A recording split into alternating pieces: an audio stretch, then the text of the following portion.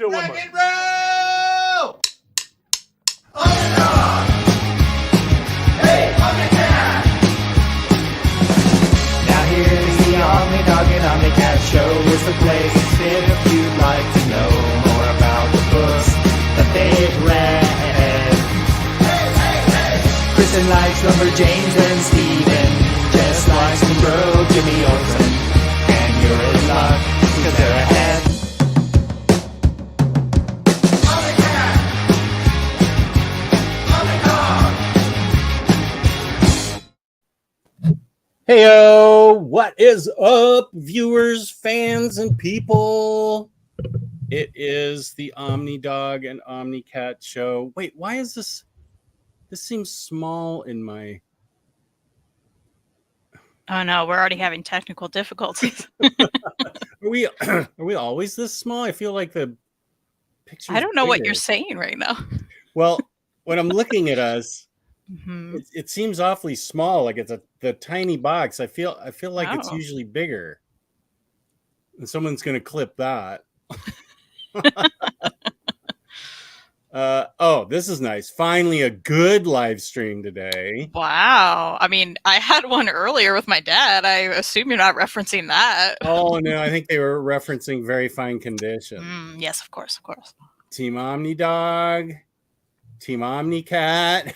Thanks, James. Let's see. Super Laugh Heart is here. Richard Howlett, how's it going? Uh-oh. Today's show is going to be interesting. Jess is in so much trouble and he doesn't even realize it. Uh-oh. Am I in trouble with you? Well, you did say during the last show we did that you rang the bell on my channel and you would be watching on Thursday. Right. That did happen. And James pointed out that you were not there on Thursday. I have an guilty, but with an explanation. Fair. Thursday night, I had to do the collected editions video with Webhead at 8. And I got the bell right as we started. And I was like, oh, heck. But I did get notified and I meant to tune in. But yeah, I didn't. Yeah, I didn't expect you to. Well, You know.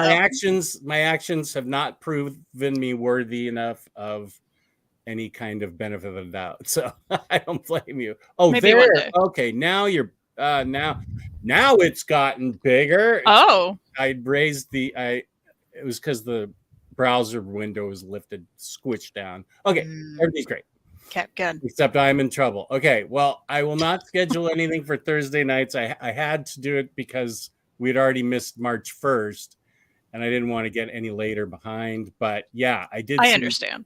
You and Mary's book pod were doing your thing, and I am peace and love. I will be there next time. Okay. So, James, why are you trying to make everyone fight? What's up, Max? Waiting for that shame bell to come out. I could probably find that. Let's see. Oh no, I'd have to go for gifts, and I don't think I have that, but I'll get it. Yeah, I'd have to go to gifts and find it and then put it up. Just shame. Yeah, shame. But that's in the past, actually, Larry. Yo yo yo to Fabrice. The best avatar. A little cap on that kitty. It's a good one. And I sent Kristen something from Cat Twitter. I sent that to my daughter too, and she cracked up. Yeah, it was a good one. Ensemble Bar. Hello. Now that's a good avatar. Jess is in trouble. Well, we just covered that. Omni Goats, as in greatest of all time, I think. That's nice. Greetings, all coming from Very Fine Conditions live stream. Yeah, Kane, that I feel like that's where the majority of our viewers are pouring in from. Very Fine Condition. We'll take it. Hello from Chris. Oh yeah, because Hey, the spy in the house of OmniDog is here. Josh Greathouse, howdy. Very Fine Condition spy. Uh-oh.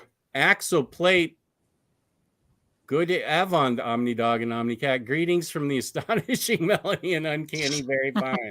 Okay, peace and love. Greetings. Omnifauna from a teat. She's yelling your name out. Bar. My buddy from Belgium, Kal-El. We're doing well. I'm doing well. How are you doing? You, Kristen. Oh, me. I thought you were talking to. I was like, oh. Actually, no. No, I'm good. Thank you. Good. Okay, let's get a T-shirt watch going. Is that an Oliver Treehouse T-shirt, or who is it? No, this is from Sarah Grayley from the Our Super Adventure comic books. Oh. So there's cats and an arcade machine, and she designed it, and it's awesome. Yeah. I'm just color coordinated today. I don't have no comic theme. It's all right. Yeah, I didn't have matching. We don't have matching shirts on like the video you sent my wife. And congratulations to Reed, who hit his goal on Kickstarter. He went past his goal, which is awesome. So thank you to everybody watching who did back it. I know Bar backed the vinyl level, so that was awesome to see. Thank you, Bar. Nice. And everyone else who did. Very excited. I like to think that what the one was that pushed him over the top was my upping my pledge to vinyl after your and as the audience knows, and probably I have been requested in a rather firm way not to bring in much more vinyl, as in don't bring in any more vinyl from upper level management. So since I like this job, I tend to do what those memos say. But Reed had a tier that had vinyl that is it one song or two songs? It's two songs? I think it's two. And it's so I said that they needed to make a video and send it to Patty pleading for me to be able to sign up for that. And they sent me a hilarious video where they even wore matching shirts, and they're trying to tell me it wasn't planned. Okay. I mean, we didn't see colors. We didn't see each other that morning. We both went to work with the same blue shirt on. Not the same shirt, but the color. Same. And then we sat down. When I got home, I was like, we got to make this video. So we sat down and did it. And it worked. And Patty loved it. And she even made a video that we sent back to you where I got in the last word, but that's about it. I love that she wanted to do a response. That was awesome. She said, and she gave the thumbs up for the vinyl level. Hey, Matthew and Lionheart. Here's Miriam of Miriam's Book Pod. Hey, Mary. As the leading Hispanic in the comic books community, I am always challenged to pronounce Spanish by Rodimus Prime Rib from Puerto Rico. El gran omnipero con la gran sabia omnigata desde la nueva Batacueva. I think that means the great OmniDog and the great OmniCat have become the new Batcave. Does that sound right? Team Omar, since giving me all of his Conan. He gave you all his Conan? That's pretty nice. I can't match that. That is nice. Jeffrey, how's it going? Michael B, welcome. Bar, I don't own that. I don't own Monstrous. And now you're probably going to hate me forever. It's going to be great. Oh, you haven't read Monstrous? I have read it. I don't own it. Oh, okay. Natural Bridge trying to build my legend. OmniDog can hear sign language. You're getting very creative, Natural Bridge. Thank you. Here's a question for you. I did reorganize, so I actually moved where my desk is too. So I used to be back in the corner. It's going to be harder for me to pull stuff. So I'm sorry, Bar. It's like I can't even reach this shelf. So the desk is like in the middle of the room now, which is actually it's much nicer for me in here because I can walk around it. I was like stuck in that back corner, So yeah, you can see more of my books behind me now. Nice. Very nice. We're shaming me. I'm catching up, so you probably know that by now. Rodimus, all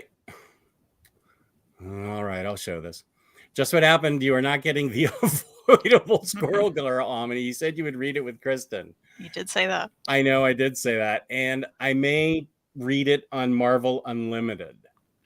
Okay, but you went on and on how you weren't going to do it anymore. But now you're thinking about doing it again. Well, is that right? I don't want to purchase the physical Omni, but I might read some of it on Marvel Unlimited. Okay. Because I read that first hardcover and it just didn't do it for me. But if I, some books get better the second time around. Sure. Plutona's not one of them, but I don't know. I'm actually going to revisit this year. Oh, I am. So we'll see. Okay. It's been like 5 years. I found it, and I'm building a Jeff Lemire section in the other room, and I decided this can't hang in the box of shame anymore. It's a Jeff Lemire book, so we're sticking it right there. Nice. Hey, there's Taylor Talks Comics. Hey, Justin Kristen, it's been a while since I've been able to join live. Good to see you. Hey, Taylor. Captain America sipping a cup of coffee. I like it. It's a good avatar. I like it.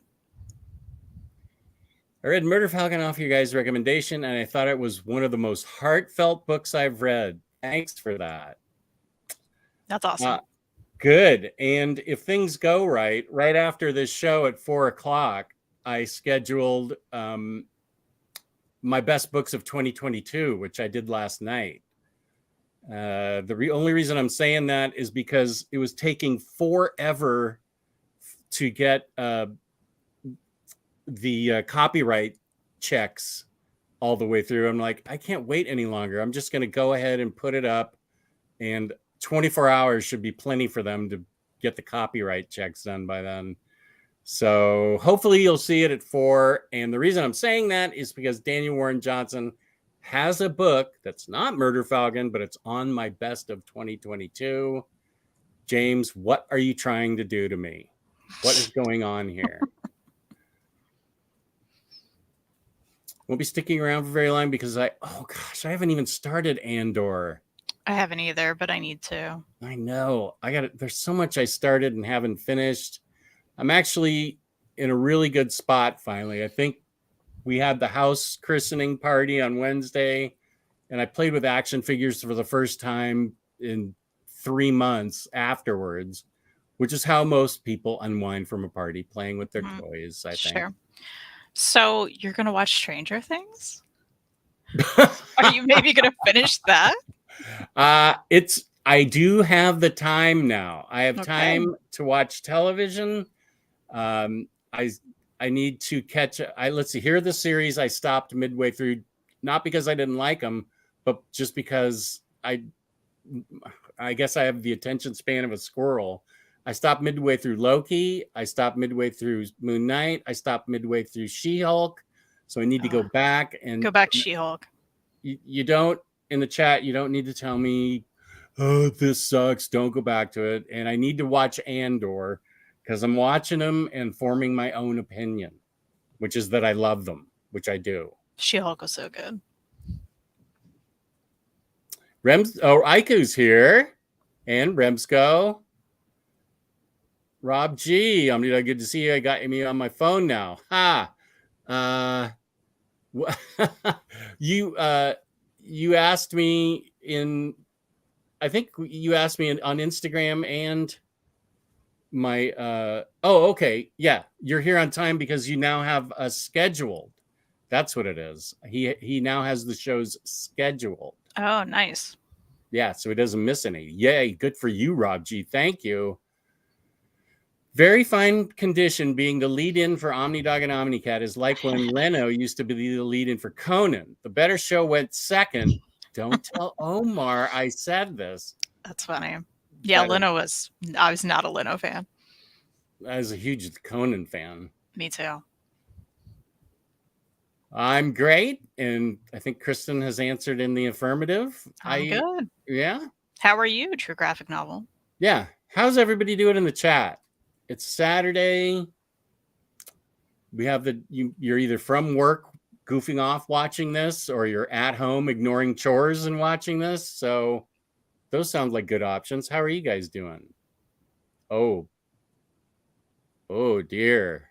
Goya von Kristen Jess. Love the avatar from Chainsaw Is that Man. Chainsaw Man? Oh, okay. Yeah.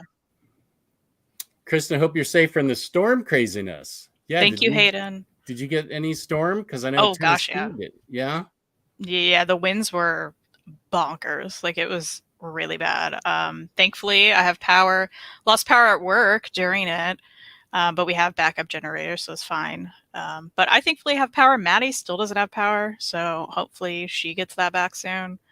I know several people in other cities are without it, surrounding us as well. Some people in the city, but Yeah, I think we're getting your wind today, but that's really about it. It's just windy. I think it's moving up and has lost some of its gustiness.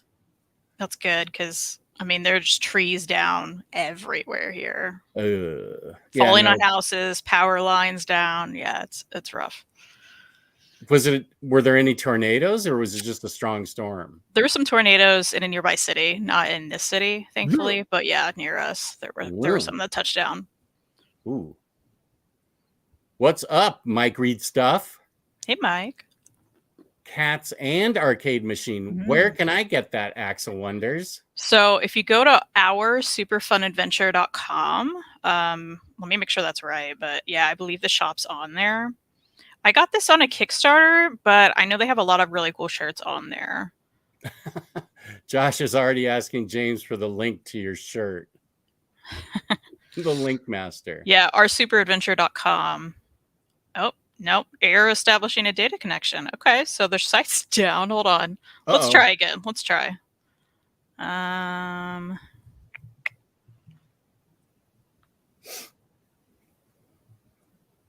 Yeah, I'm going plaid. Yup.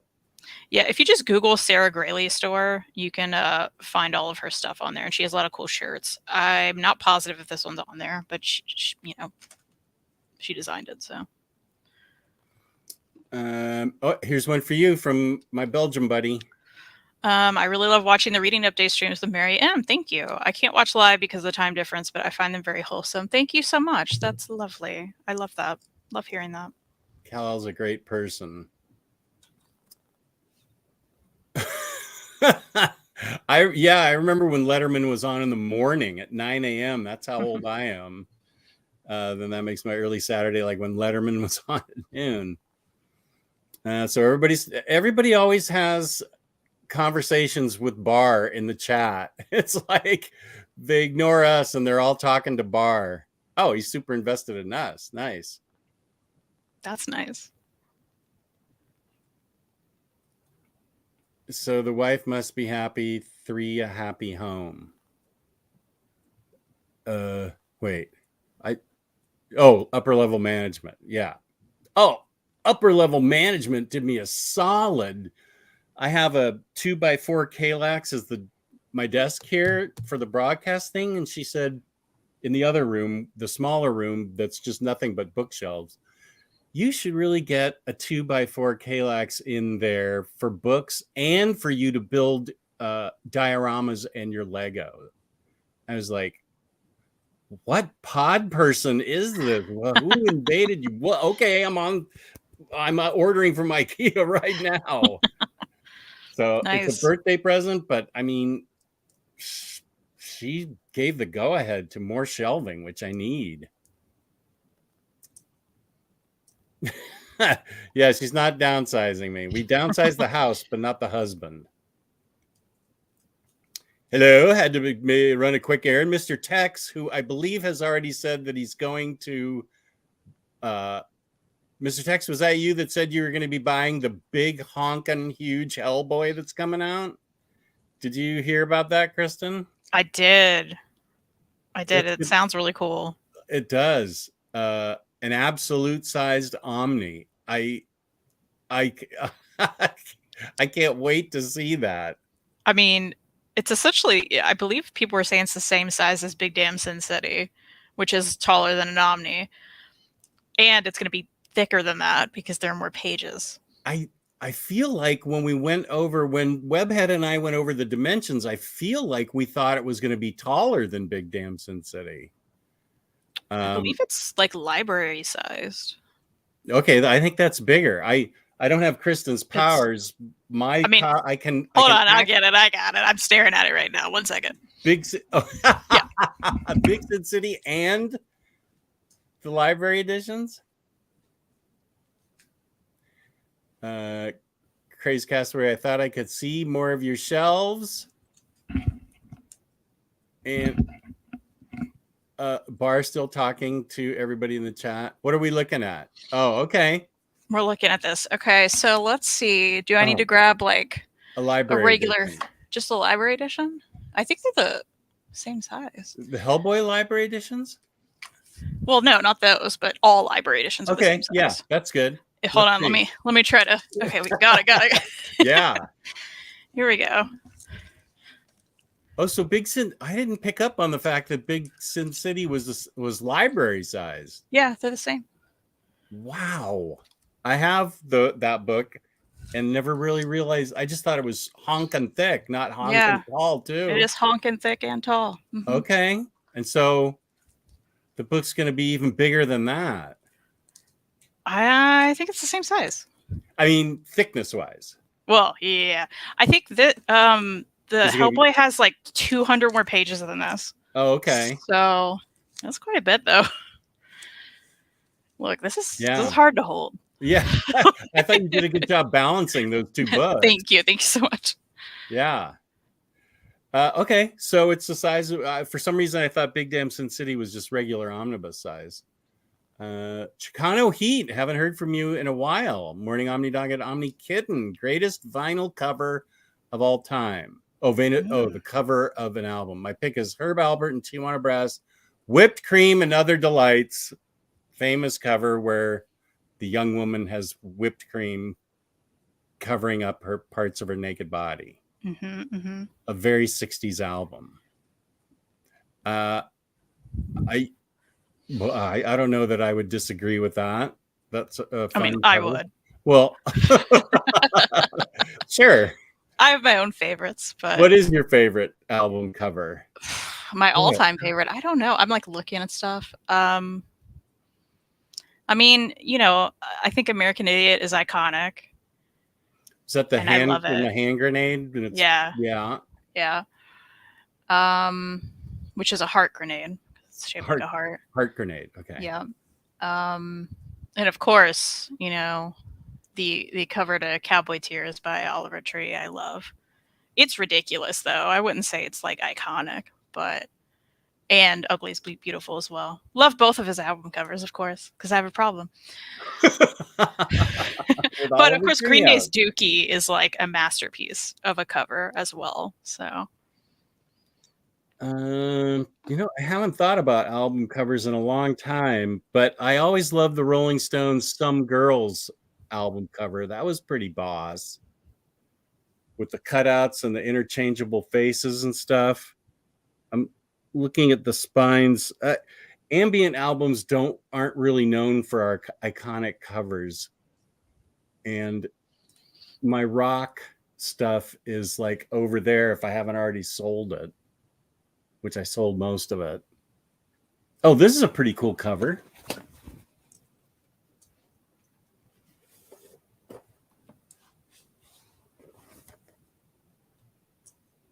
I like that cover. Is it? To me. Photo of a candle. All right. Yeah. And it says Sonic Youth Daydream Nation. This is one of my favorite albums of all time. Oh, and you're dissing it. How dare you? I didn't. And that's fair. I just think it's a boring album cover. Oh, man. Listen, when I think of album covers, I think of like iconic illustrations or graphics, Yeah, like something from Yes.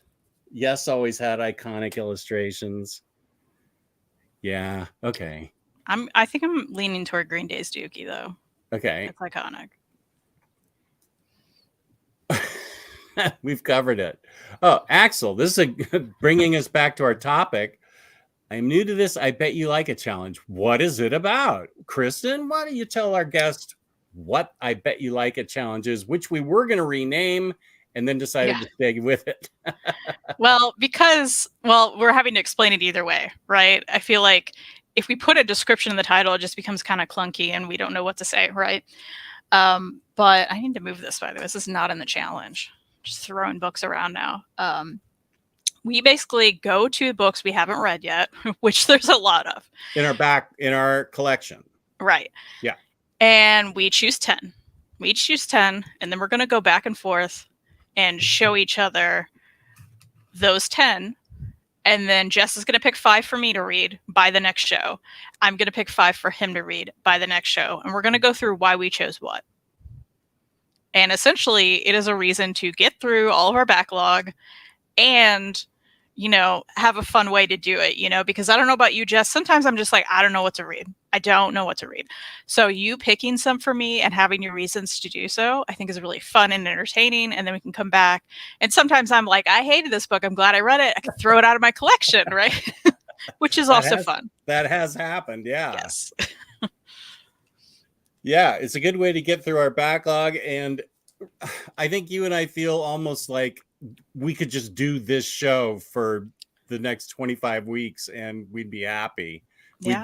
We'd be reading books, getting through our backlog, and having conversations about comic books, which is pretty much the most fun thing ever anyway, talking about comic books. So and I think people in the past have enjoyed it. So because you are new, there is a backlog of these if you want to check those out from previous times. But yeah, it has been helpful with reading our backlog as well. Yeah. Hey, now, did anyone watch Strayed Bianche this morning? I have to confess, I don't even know what you're talking about. I also do not. Which is par for the course with cycles sometime. Okay, Bar talking to everyone. Bradley Underwood, hello, just started following. Have either of you read the East of West series? Have you? I feel like you haven't, or have you? I read the first trade and I couldn't get into it. Was not a fan. So That's take. Hot up. It is a hot take. A lot of people love that series. I just couldn't get into it. So but I know you loved it, right, Jess? So I did love it. Yeah. There you go. I have East of West and I did love it. But I feel like the hardcovers might be hard to find now. I haven't checked in a long time. It's certainly possible that Hickman's going to re-release the hardcovers. If you can find the trades, I think it's highly worth reading however you can find it, even online. It's also on Hoopla if you have access to that. Yeah, that's a great way to read it, just to be able to read it. Yeah, I loved East of West. Mr. Tex, I rewatched your root beer review with OmniDaughter. It is so funny. You two are troopers. Was that when we tasted the disgusting sodas? Because that was funny. Think we can get a chat an hour delay again? Yeah, that was last week with Tracy. No, it's not Wonder Woman Dead Earth. I think I know what it is, but I won't spoil it. Okay. Okay, yeah, Mandalorian's starting. Do I need to watch Andor before the start of Mandalorian season 3? I don't know that Andor has anything to do with Mandalorian, but I'm also not sure. I feel like you don't have to. I think Andor is completely separate, but I really want to see it. Oh, this is good. Shut up, nerd. So they're yelling at each other. Stranger Things is a good show. The music is a blast from the past for me. Uh-oh. If Jess doesn't watch that last season of Stranger Things immediately, we will riot. I'm going to riot with Cycle. It's going to happen. Jeffrey, Jess, what do you think about Harley Quinn and the Gotham City Sirens omnibus? I'm thinking of buying it. I can reach that. This book, I think it's very much worth owning. I will say that the part that Paul Dini writes, which is about the first I don't know, third to half a book is the best part. And I felt like it's hard to follow Paul Dini, and they give it their best shot, and it's still interesting and good. So I think it's you start with first third to half excellent, and the rest of the book very good and worth reading. So it's not like it drops off a cliff and is awful. So I would say, yeah, this is totally worth reading. I enjoyed it a lot, and I'm probably due for a reread. And these covers are super iconic by Guillaume March. I mean, that's a pretty iconic cover right there, I think. I think I know why you like that cover. Because it's well drawn? Yeah. Okay, thank you. Here's Schwachim. Hey. How's it going? Our buddy from Sweden. Primal, favorite show last year. Okay, they're still on it. Last of Us is great. Haven't seen that. Absolutely fantastic. Oh, okay. Max Appleman's doing absolutely fantastic. Matthew Guy doing great. Lots of Dutch-speaking people here. Yeah, this tends to be the international show. Uh-oh. Crashland, it's Saturday. I just shoveled snow for the last 4 hours. I have 7-foot snow drifts at the end of my driveway. Now kicking back with you two crazy folks. Cheers. Yeesh. Yeah, you deserve a break for that. That sucks. So where is that? I know the Sierras in California just got hit and are getting hit. But I know Northern Indiana, my friends there, they're getting snow too. So, okay. So I think further north, maybe some people are getting hit. Okay. Okay, True graphic novel's doing fine. Went down the Invincible rabbit hole and bought all 3 compendiums. Halfway reading through the first compendium. Awesome read so far. I gotta read that book, that series. I can't get in there that well. I always go to book 3 and then stop. I've read that whole thing like 3 times. I've absolutely got to read that series. Setting up streaming with Hulu and the Criterion Channel. Nice. Jess thinks it's more like when the Colgate Comedy Hour led into your show of shows. I accept that because I know both of those shows that you're talking about. Bonkers? Funny, the Hulk used to be called the Bonk in the earliest translation. Oh. The Incredible Bonk? I didn't know that. The Incredible Bonk. Chris is okay on one of his rare Saturdays off. I am rebagging my singles while watching 2 of my favorites. I love bagging and boarding. I mean, hopefully he doesn't have someone else on the TV that he's referencing there. Kelly Ripa and her husband or something. Yeah, right. What a modern reference for you. Pretty good, huh? Yeah, I know he just took over. Yeah, I think I caught some of that somewhere, somehow. What did I think Decider. I subscribe to Decider. It shows me what's on various streaming sites, and I think they talked about Ryan Seacrest leaving and her husband showing up. Living in Kentucky, we got a lot and lost power for 5 hours. We thankfully didn't lose power here. Yeah. My wife forced me to binge the first 4 to 5 episodes of Last of Us yesterday, and it was really not good. I heard it was really, really good. What's going on with you, Cycle? I've only heard it's good. Yeah, me too. Jess, are you going to do anything to celebrate the Unstoppable Bar birthday next week? Well, my birthday's this month too, and so's my daughter. And also we celebrate my dog's Gotcha Day, which is in a couple Mondays. I think it's a week from tomorrow. This coming Monday is Holly's Gotcha Day. Love so that. What should I do to celebrate Bar's birthday? Oh, I have something I'm sending Kristen. I'll do that for Bar's birthday. Sounds good. Good morning, Omnifauna. What's a book you think more people should read? That's a good question. What's a book more people should read? Everybody knows I am going to say Harley Quinn. What's a book? I know. Sheets. Sheets and Delicates. Get ready for that third book coming out this year. Yeah, and I want to interview her. We love her. Yeah, we should just like hang out with her. That's Yeah. what we should do.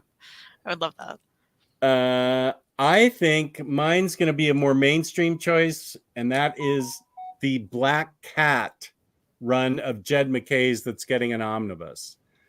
I thought that was spectacular. Great art, really interesting story. There's a lot of character development. Kristen's favorite thing with Black Cat, and it goes places that I would have never thought before and introduces new things into her lives, people, places, things, power sets, things of this nature. I loved Black Cat. Am I going to upgrade from the trades? Maybe.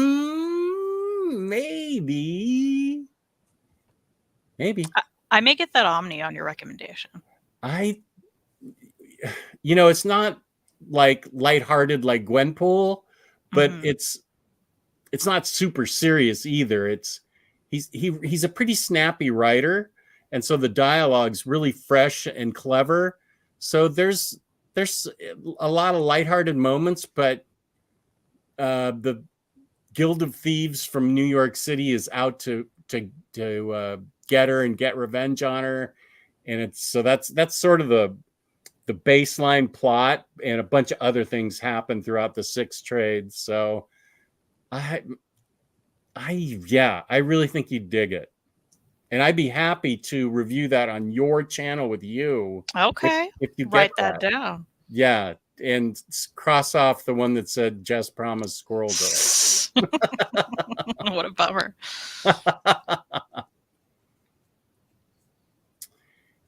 From Joachim, have 2 videos ready for future upload. That hasn't happened since I had my interview with Kristen. How long ago was that? It feels like years ago now.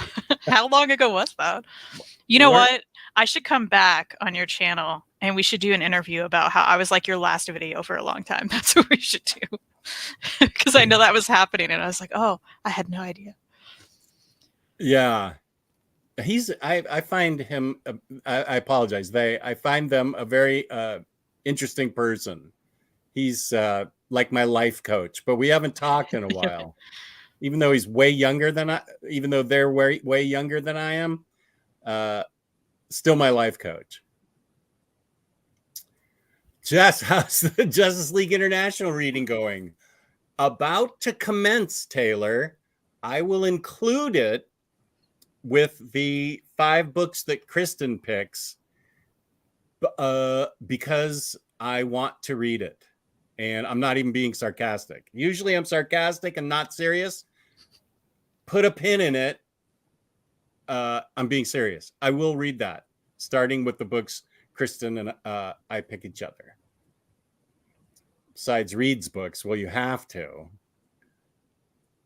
read Reed's books. Oh, here's our super adventure. Is that where you got the t-shirt? Well, again, I got the t-shirt through a Kickstarter they did.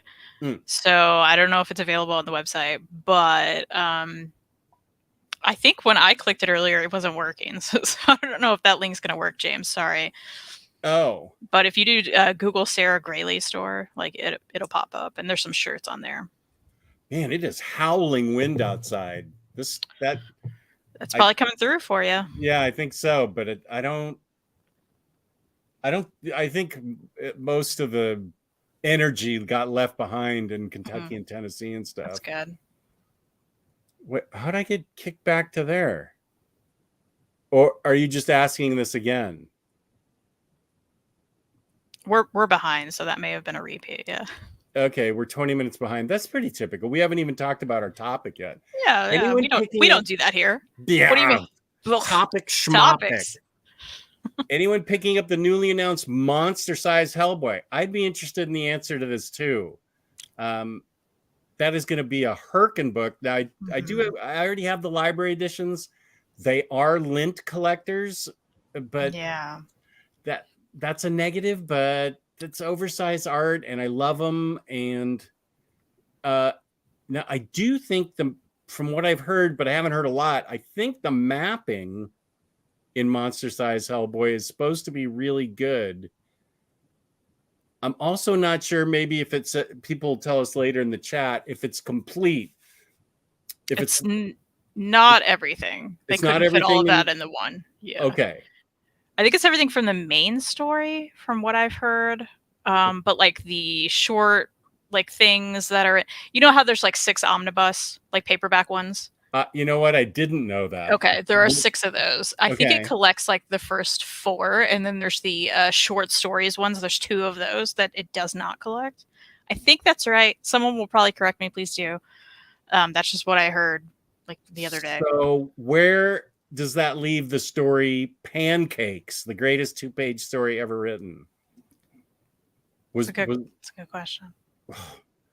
Because if you're giving me a big 20-pound book that doesn't contain pancakes, I'm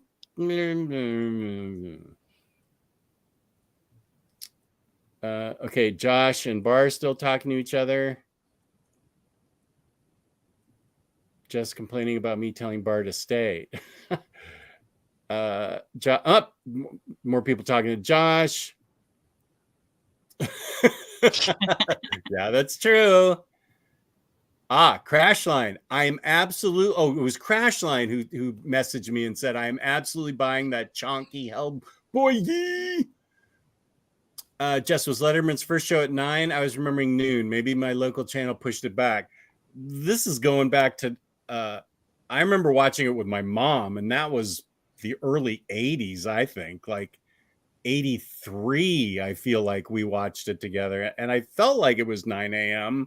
I loved watching him. I had no idea who he was. I just thought it was hilarious daytime TV. And we'd watch that. And then, of course, I got sucked into her ritual of watching Days of Our Lives, which she watched for like 20 years. And I knew everything going on in Days of Our Lives. Do you even know what Days of Our Lives is, Kristen? Oh, of course. But we were a General Hospital family. Oh, yeah. So my mom still watches it to this day. That's some deep commitment with an episode a day for like ever.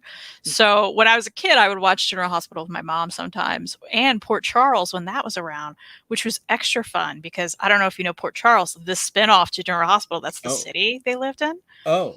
But Port Charles had like vampires and stuff. Like, vampires? Yeah, there was like vampires and stuff. So I enjoyed Port Charles a lot when I was around as a child. Yeah. That sounds awesome. In my fraternity, we watched All My Children. I think that was at noon. So we'd eat lunch and watch All My Children. So you're a big Kelly Ripa and her husband fan because of that, right? That's where she came from, right? Yeah. All My Children? Mm-hmm. Yeah. Yeah, she was quite young when she was on that. Yeah, they were both young. Oh, is that where she met him? Yeah. I don't remember him. Oh, okay. I remember her, though. I didn't watch it. I just know the story. Oh, okay. I like her. Yeah, I do, too. Did you read Above Snakes from Image Comics? Written by Sean Lewis, drawn by Hayden Sherman. It's a Western revenge tale with supernatural elements. I'm gonna write that one down. I am too. I don't know about that one. Yeah, I don't know sounds about fun. that one, but man, I want to read it. Above Snakes. That will be a hoopla read for me. Yeah, me too. Above Snakes. Maybe that'll be my first hoopla read of the year. Thank you, Kel-El. You got both of our attention here. A suggestion what to read. Lucille and Renee by Ludovic Duberme. 2 fantastic graphic novels. Lucille and Renee. I'll look it up. Writing it down. Lucille and Renee. forget. I feel like you liked it a lot, but I don't remember. Did you like Louisa? Then and Now, Louise. Yeah, Then and yeah, Now, yeah. I actually told you to read that. yeah. One. Yeah, I I know. loved it. Loved it. Loved it. That's what I thought. Loved it so much. Yeah. Yeah, and then I returned the favor by telling you to read Tea Dragon Society. Someone's gonna see this and think, those new people who are like, I've never caught this, they're gonna think, for the record, I introduced Jess to Tea Dragon Society. And Scurry. Yeah. I was fortunate enough to get those hardcovers and really good stickers and prints. Those Book were plates. a great deal. Yeah. Book plates, yeah. Mary wants to buy the big honkin' Hellboy. Do it, Mary. Mary, Mr. Tex, right? I got you mixed up with Crashline. I apologize. No, well, she said she's at the beginning of the episode. She said she's further away from her bookshelf now. But also, you've only asked me to pull Monstrous, which I don't own. So, am I bad at pulling, or are you bad at suggesting things that I don't even have? Is that what's happening? Because I was pretty good at pulling a library edition as well as Big Damn Sin City. Yeah. I mean, I had to walk over to the other side real quick, but you know. I don't even remember that you left the screen. You did it so fast. Thank you. Thank you. Larry's saying, I think I need that big-assed Hellboy too. Listen to that language from your father. Yeah, it's a lot. I had that Big Damn Sin City, but sold it when it started going for big money. I get that. Fair. Yeah. My nerd arms will be no match for that giant Hellboy book. You just get busy on that drawing for Tracy, Matthew. She's waiting. Okay. I think Bar and Josh just come in here to talk to other people except us. They talk to everybody in the chat except us. Big Damn Sin City. Is this book based on my conversations with Josh and James? No, that's the Unstoppable Chat is what that's called. That book is massive. Someone's going to clip that. It makes sense. Cheaper to have pages the same size to be able to run it. I had Big Damn Sin City, but not Hellboy. I got tired. Hey, Thiago, I just got tired watching Christian Holden City. Yeah. It is Herkin. Yeah, it's it is enormous.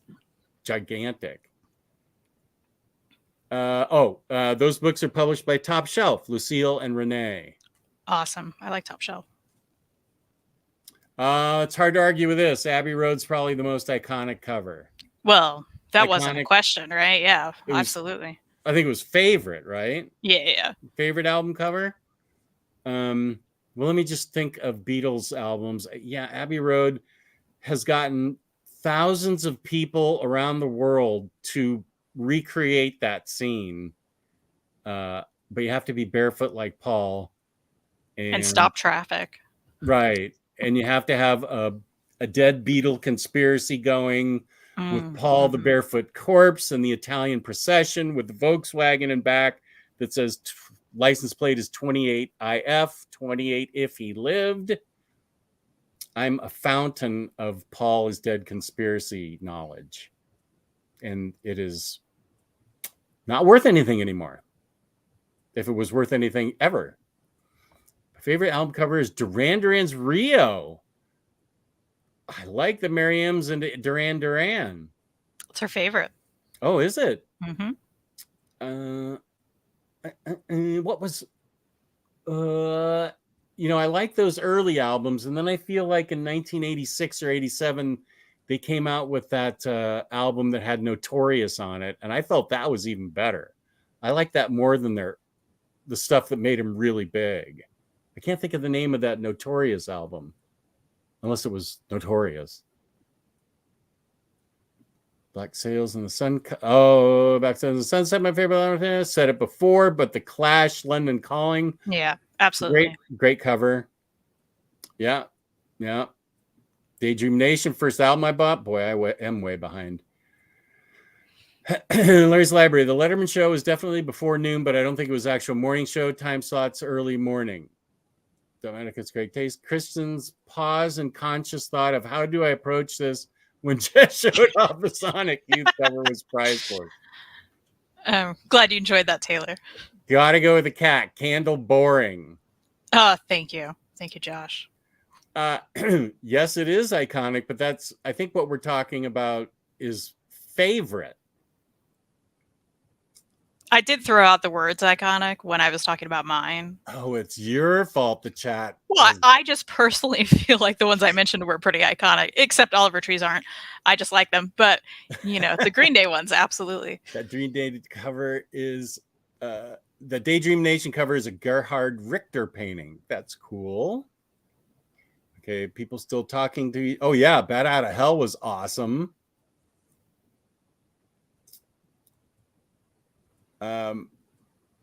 Larry's Library is easy to remember because I'm younger and only know from being a huge fan and reading a bunch of him and Roger. Yeah, except I saw it in the morning with my mother. I was alive. Here's a question for you. Which Harley books do I have? Let me pull this one off the shelf. What books have I read? Have you? So you didn't even tell me anything I can pull, Bar. What's that about? I read Harley and Ivy. Oh, okay. And then I gifted that to Mary. I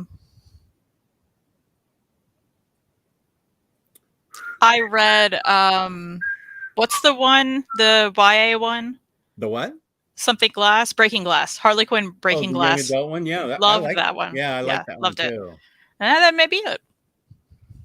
Yeah, that one there is sadly still in the shrink wrap, waiting for us to review it on your channel. Yeah, well, you did tell me you weren't reading for a long time, so I was respectful of that. Thank you, as a nice friend. Yes, you are a nice friend. Yeah, and now I'm back in the groove. All right. Watching TV, playing video games, reading books, living the life. 5 books to read. That's a lot of books to read in a week. We get 2 weeks. 2 weeks. That's helpful. 2 weeks. Yes, it's iconic. I wanted to say Blink 182's. Is that really it? It's called Enema. Enema of the State. Yeah. Yeah.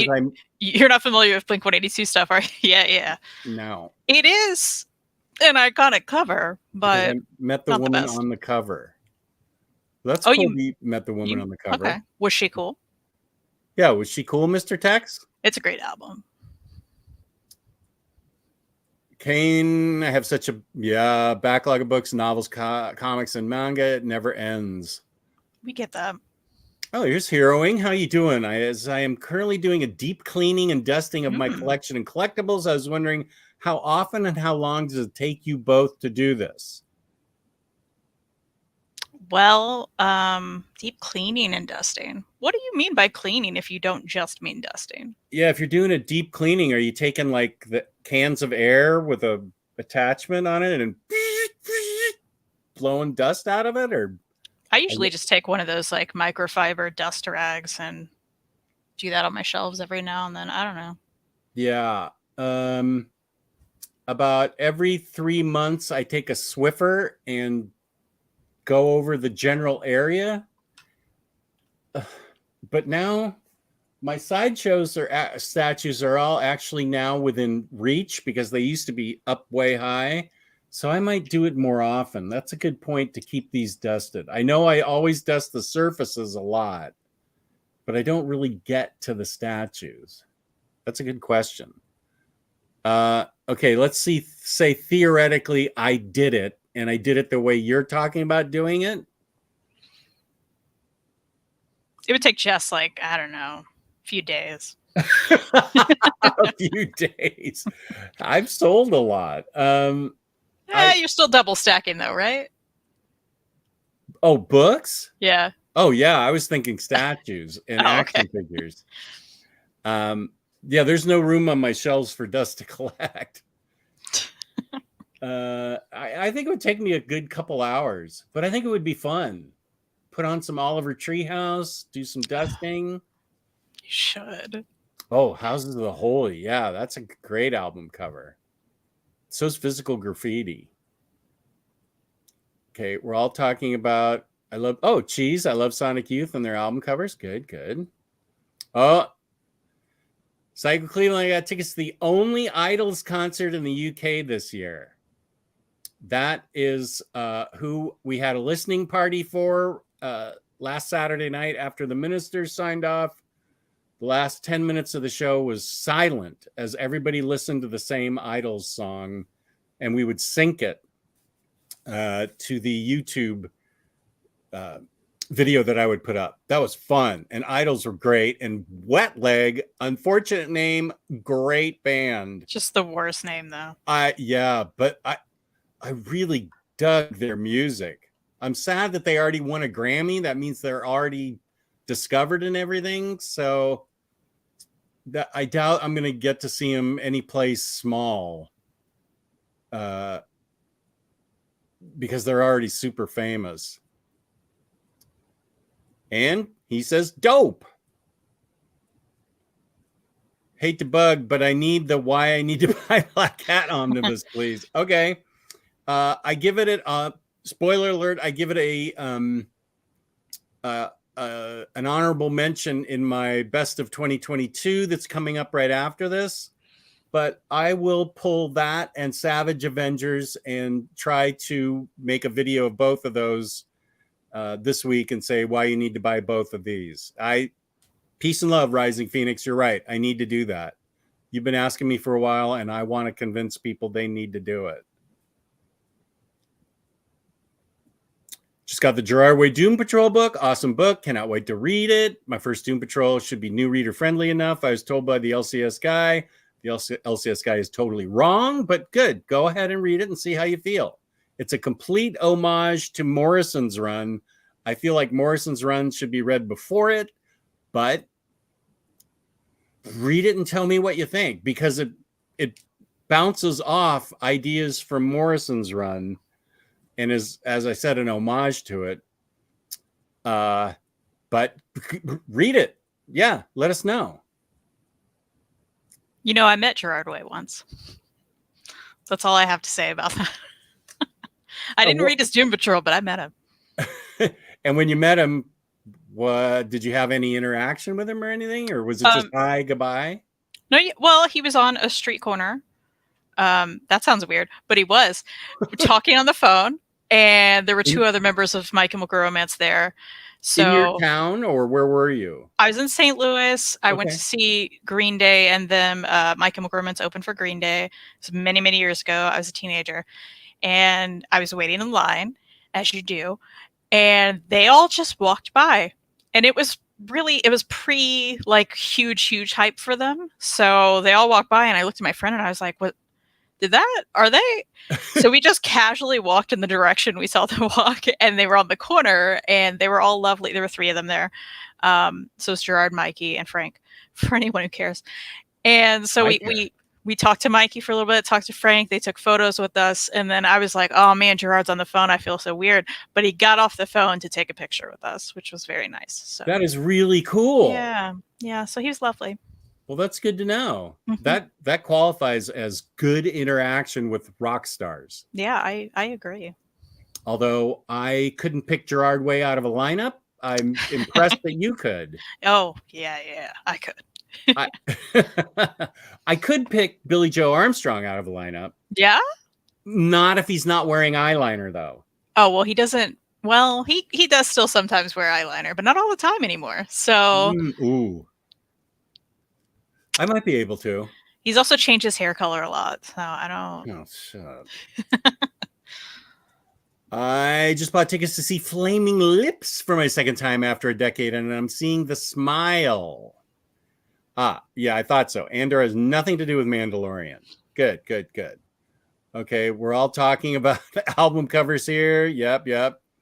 Joy Division, Simple Pleasure is also a cool cover. Yes, I'm still in the covers chat. Hey, no worries. I love Joy Division. Like, I was one of the few people that loved them in 1981 is when I don't mean discovered them. When I found out about them. Mm-hmm. Kristen, this is for you. Have you read Rain by Joe Hill? If not, get to it. It is on my Hoopla list. I have not read it yet, but I do plan to. Zoe does the art, I know, and I'm looking forward to it. I don't think I've read that either. I better write that down. No, I definitely have not read that. Rain. Okay. I'm going to get. Okay. I swear. We're still going. Still going. Did I finish Injustice? Better question. Did I start it? No. That reminds me that I wanna. Yeah. Injustice. I will read that. I need to read. Okay. Peace and love. Peace and love. I'm going to read an Omni a month. Along with my other reading, I am going to read an Omni a month. Are you? Yeah. I'm making starting that, now. Yeah. With Justice League International. And then the next one will be Injustice. And then the next one will be Oh, okay. Harley Quinn. Hey. I don't know if this is an unpopular take, but I'm not a fan of the way Paul Dini writes Poison Ivy and the Harley Ivy dynamic. It's your opinion. It's just as valid as anybody's.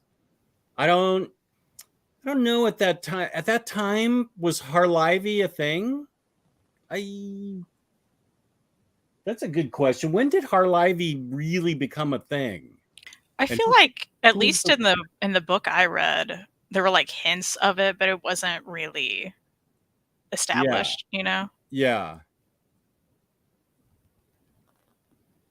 Unknown Pleasures. Okay, that makes more sense. I was like, oh yeah, Pleasures. It was Unknown Pleasures. Okay. Crash Line. I'm Canadian. Have some moose bucks. Thanks, So Crash nice. Line. Keep track of this so I can split it with you at the end. All right, I'm writing it down. I'm writing it down. Yeah.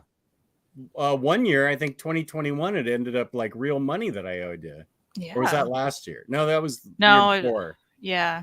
I don't think we got Jack last year. Yeah, I don't know that we did. I can check. Please do. I need to buy some books. I read the premise for East of West. Instant wish list. Kane, I think you'd dig it. Pop quiz, Jess. Who is Kelly Ripa's husband and why do you know him? Well, his name's Mark Consuelos. Consuelos. What? Consuelos. Consuelos. He used to date Eliza Dushku. No, Dushku. No. See, okay, you're still saying that wrong. Let's talk about this because Dushku. No. So you said Dushku. I know. So I corrected you and I said it's dush, like dush. Push. Dush. And instead you're saying dush. So push. I don't even know this chick. Come on, man. Eliza Dushku. Push. No, douche. I know it's not douche. Eliza Pushq. Dushq. Dushq. Dush, like push. It's the Yeah. It's the Somebody please clip that. It's the It's the Also, Mark Consuelos is on Riverdale, so there's that. Oh, who is he on Riverdale? Some dad. I think the dad of what's her face, dark hair. Veronica? Yeah, I think she's Veronica's dad. They're also Mr. Lodge. I stopped watching after the first season. I don't think I got introduced to Mr. Lodge because I didn't either. I loved that show, except that all the parents, except for Archie's dad, were completely evil. And then Archie's dad passes away, so I don't even know what they're doing with that in the show. I loved how I loved the whole show, but all the parents being evil, I mean, even it was hard for me to suspend my disbelief with that.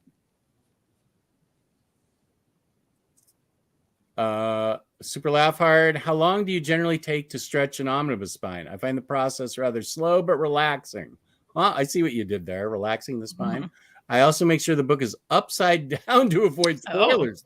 That is good. That's commitment. Yeah, that is. How long? I mean, I just open it up and relax it bit by bit. I would guess 5 to 10 minutes. Wow. I'd say mine is like under a minute. Are you really relaxing it? Yeah. I think you're stressing it. No. I'm relaxing it. It just doesn't take that long. But, you know, if it's upside down, it probably would. Yeah, maybe.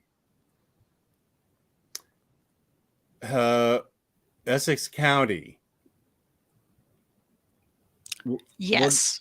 What is that in reference to? Is that just a general yes? Just Yeah. yes. Yes. Jess, what upcoming... Oh, good. Here's something interesting. Harley books are you most excited for? I'm most excited for Multiversity, Harley Screws Up the DCU, and The Strange Case of Harleen and Harley. Oh, I read Harleen.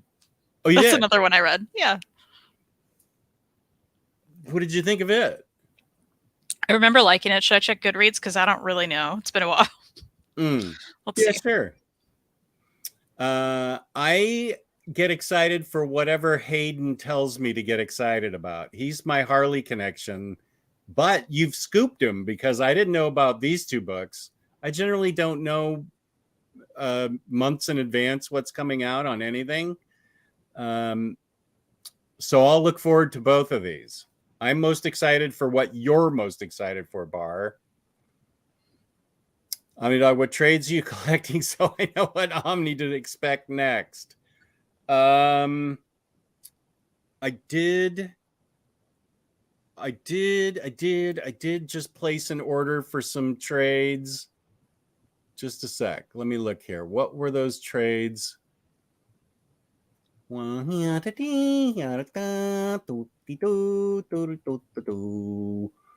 back. Yes, thank you. Order history. Well, I'm collecting the Trials of X right now, I know. And let's see, paperbacks. No, that's not a paperback. No. Oh, I got Hulk Grand Design. There's no paperbacks in that one. Let's see. How about this one? Birds of Prey, The End of the Beginning, Magic Order, Volume 3, and Pearl, Volume 3, Trials of X, Volume 5. Those were and Mind Management bootleg hardcover. But those were the three trades that I most recently purchased. My wife heard an earful of my Last of Us diatribe. Let's leave it with her. You don't have to tell us. Speaking of Kelly Ripa, decades ago, I cast her as Sue Storm. Kelly Ripa's husband, well, I think officiated at Howard Stern's marriage, and his wife, Beth O. Stern.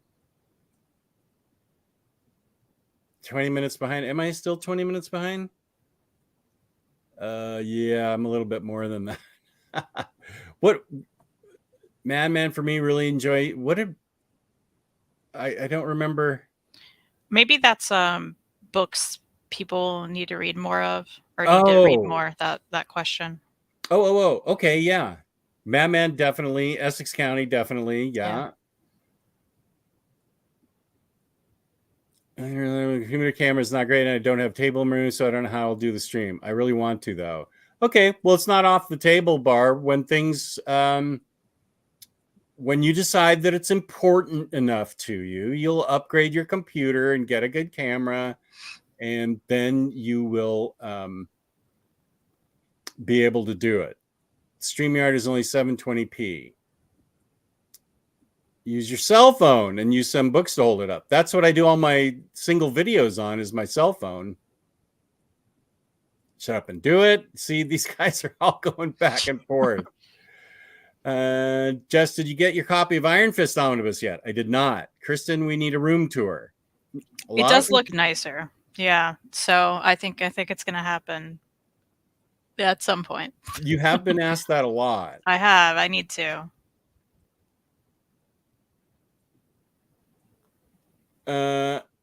Okay. No problem. Yeah, I already got it. Okay, now next Imaginauts talking to Matthew Guy. Reading JLA, but not Squirrel Girl. Oh, that's towards me. Nick Munoz, morning from the West Coast. What up, buddy? Sounds like Bar wants us to buy our new web camera. Super laugh. Those JLA Omnis are great fun. Do you also own Cosmic Odyssey? I do. It should be read at some point during your JLI read through. Okay, good. Read through. Whoa, whoa, whoa. I only said I would read one book under protest, and that is the first one. So I don't know that it's going to be a read through. Okay, your dad's asking for a link to the Hellboy Monster Size. It's on PRH, Dad. I am so torn on picking up Gwenpool. I've had it carded twice, just couldn't pull the trigger. The only time I've read her is in Zdarsky's Howard the Duck. Well, one of the reasons should have been that Kristen designed the spine. But I didn't, sadly. Sadly, she didn't, but it is a... I don't want to overhype it, but I love it. I will give my thoughts, and then Kristen can give hers. It is an extremely fun, humorous look at the Marvel Universe. It's a girl who is ostensibly from our world, like the real world, who gets dropped into the comic books of Marvel, and she knows all the villains' weaknesses and the heroes' weaknesses and superpowers and stuff. And she goes on to create chaos and get a uniform. She doesn't just break the fourth wall. She's like breaking panels and breaking the comic book and leaning out at you practically in 3D. I found it very clever, very funny. The art is really good. It was the omnibus I was most excited for last year to get. So yeah, I'm recommending it, and now it is Kristen's turn. I absolutely agree. I think it's a blast if you like fun. If you enjoyed her in the Howard the Duck run that you read, I see that if you want more of that, then absolutely you should pick it up. As well as I feel like it's really a love letter to the fans, right? Like if you read comics and you know these things, that's what she is, right? She's a comic fan. So I think it's a great love letter to the fans. That's a good way to put it. A love letter to fans. I had the main writer, Christopher Hastings, sign my Gwenpool Pop. I think in 2018. I didn't have the book, but I was like, the Gwenpool writer's here. I got to go get a pop. And so I did, but I don't know where it is now. I think I probably sold it. I know. I think I probably sold it. Just a sec. I need to do something here. 39 minutes. I got to prep my bolus. Okay, there we go. I'm sure we'll still be on the air because we haven't even talked about the subject. Let's each give our first two choices for the topic, and that'll get me further behind in the chat. That's always good. In the chat, yeah, I'll get an hour behind. All right, so, you want to go first? Me first? No, why don't you go first, and I'll write down the books. Okay. Kristen. All right. My first pick is the first volume of The Abominable Charles Christopher. Who, I mean, look at this cover, right? Okay, wait, let me highlight you. So he's obviously some kind of Bigfoot kind of creature, right? Jeff Lemire blurbed in the back. Didn't even know. He says, The Abominable Charles Christopher is pure comics magic. It somehow manages to be whimsical, sad, and human all at once.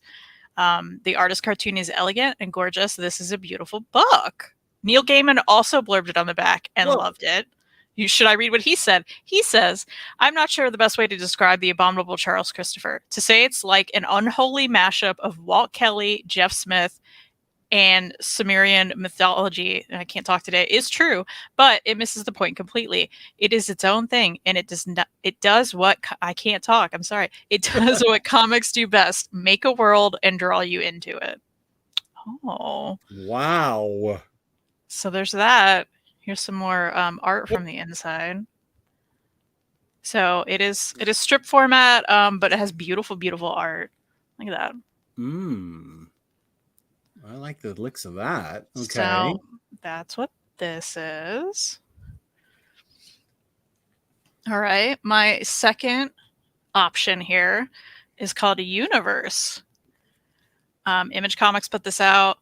When I say I know nothing about this, I mean I know nothing about this. This was gifted to me from Kyle, my friend, who he doesn't tend to keep books, so he sometimes just throws them my way, which I Kyle love. Starks? Yeah, Kyle Starks. Oh. Eisner-nominated Kyle Starks.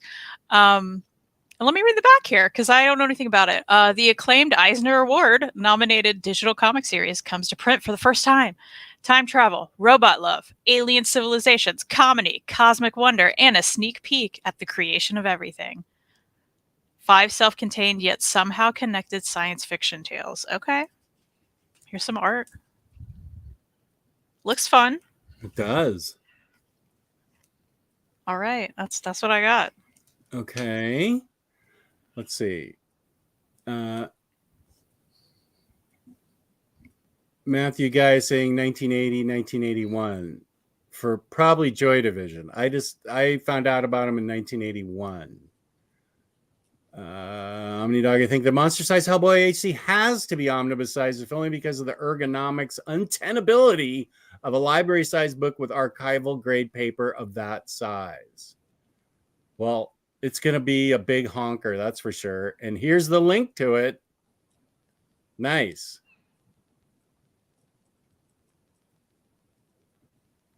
Looking up Letterman's morning time slot, it says he was on at 10 a.m. Close enough. Oh, a bar throwing a super sticker at us. I don't even know what that is, but thank you. Yeah, thank you, Bar. I will also write that down. Please do. For our shared birthday month. Nice. Mine is next month. Does that count? Yes. Oh my gosh, I'm so far behind. Dark Shadows is the best soap opera series. Yeah, that was great to rush home from middle school and see that. Love Days of Our Lives. I'm so far behind. Port Charles Vampires was the best, kind of. Pity Ma, All My Children, yes. Spike and Buffy's mom bonded over passions. I remember that. Love that moment. Mom was a General Hospital fan too. She used to record it, so there were times when my brother and I couldn't watch TV because we would ruin her recording. Nice.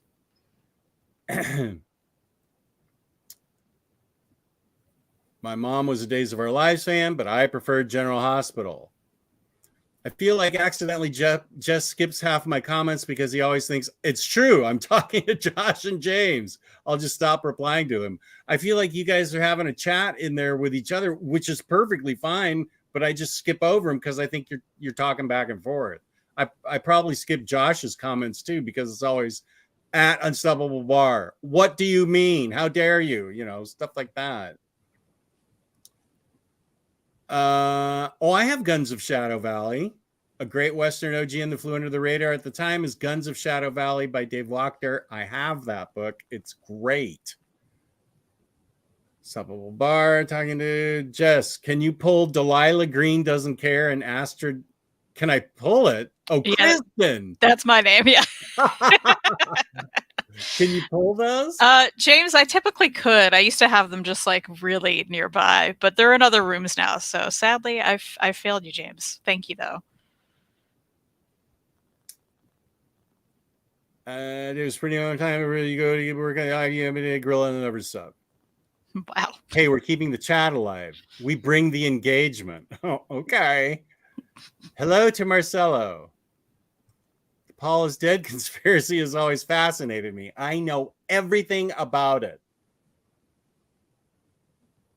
Unstoppable Bar talking to Max now. Back to albums. The Brazilian album cover to Prince's Love Sexy album had a pair of jeans added to Prince. That's a great Duran Duran album. You're right. Oh, it's called Notorious. Yeah, boy, I really loved it. Oh, I have this one. It had a double album. It wasn't a double album. It was just a single album, but it had a big rolling piece of rolling paper, zigzag rolling paper. I remember that. That was big when I was in high school. What is it with Kristen and giving away not owning any of the books I love? Skull emoji. Bar, I own a lot of books, so why don't you try a few more? Because there's got to be something here. Okay, my first 2 picks are actually multiple series, and I don't mind. because I bought the trades, there was an especially hard trade to find number 3 to this. And my LCS ended up having it after I looked on eBay and it was going for like $70. That is Wasted Space from Vault Comics. Billy Bane is a prophet who got it all wrong, and the galaxy has been burning ever since. All he wants is to waste away in the darkest corner of space with his best pal Dust, a supercharged fuckbot. Oh dear. Oh. FUQ. But when a new prophet comes calling, Billy is summoned to save the galaxy he's at least partially responsible for destroying. Too bad he couldn't care less. This is written by Michael Morecci, is the guy who wrote Barbaric. So I know that he's a good writer. This is getting a hardcover deluxe. You're welcome, because I bought all 4 books. Once I got volume 3, which was the hardest to get, I had to get volume 4. Not upgrading because volume 3 was impossible to find. Okay, what's volume 2 say? For Billy Bane, Molly, Dust, and the Outcasts they meet along the way, the path to galactic and personal peace isn't getting any easier. They have their mission delivered by the strange, towering deity known as Legion. They must kill the creator, which is no simple task. But it might be the only way to set the galaxy free, or it might just be the end of all things. Wasted Space. Take a sip and get wasted is the tagline.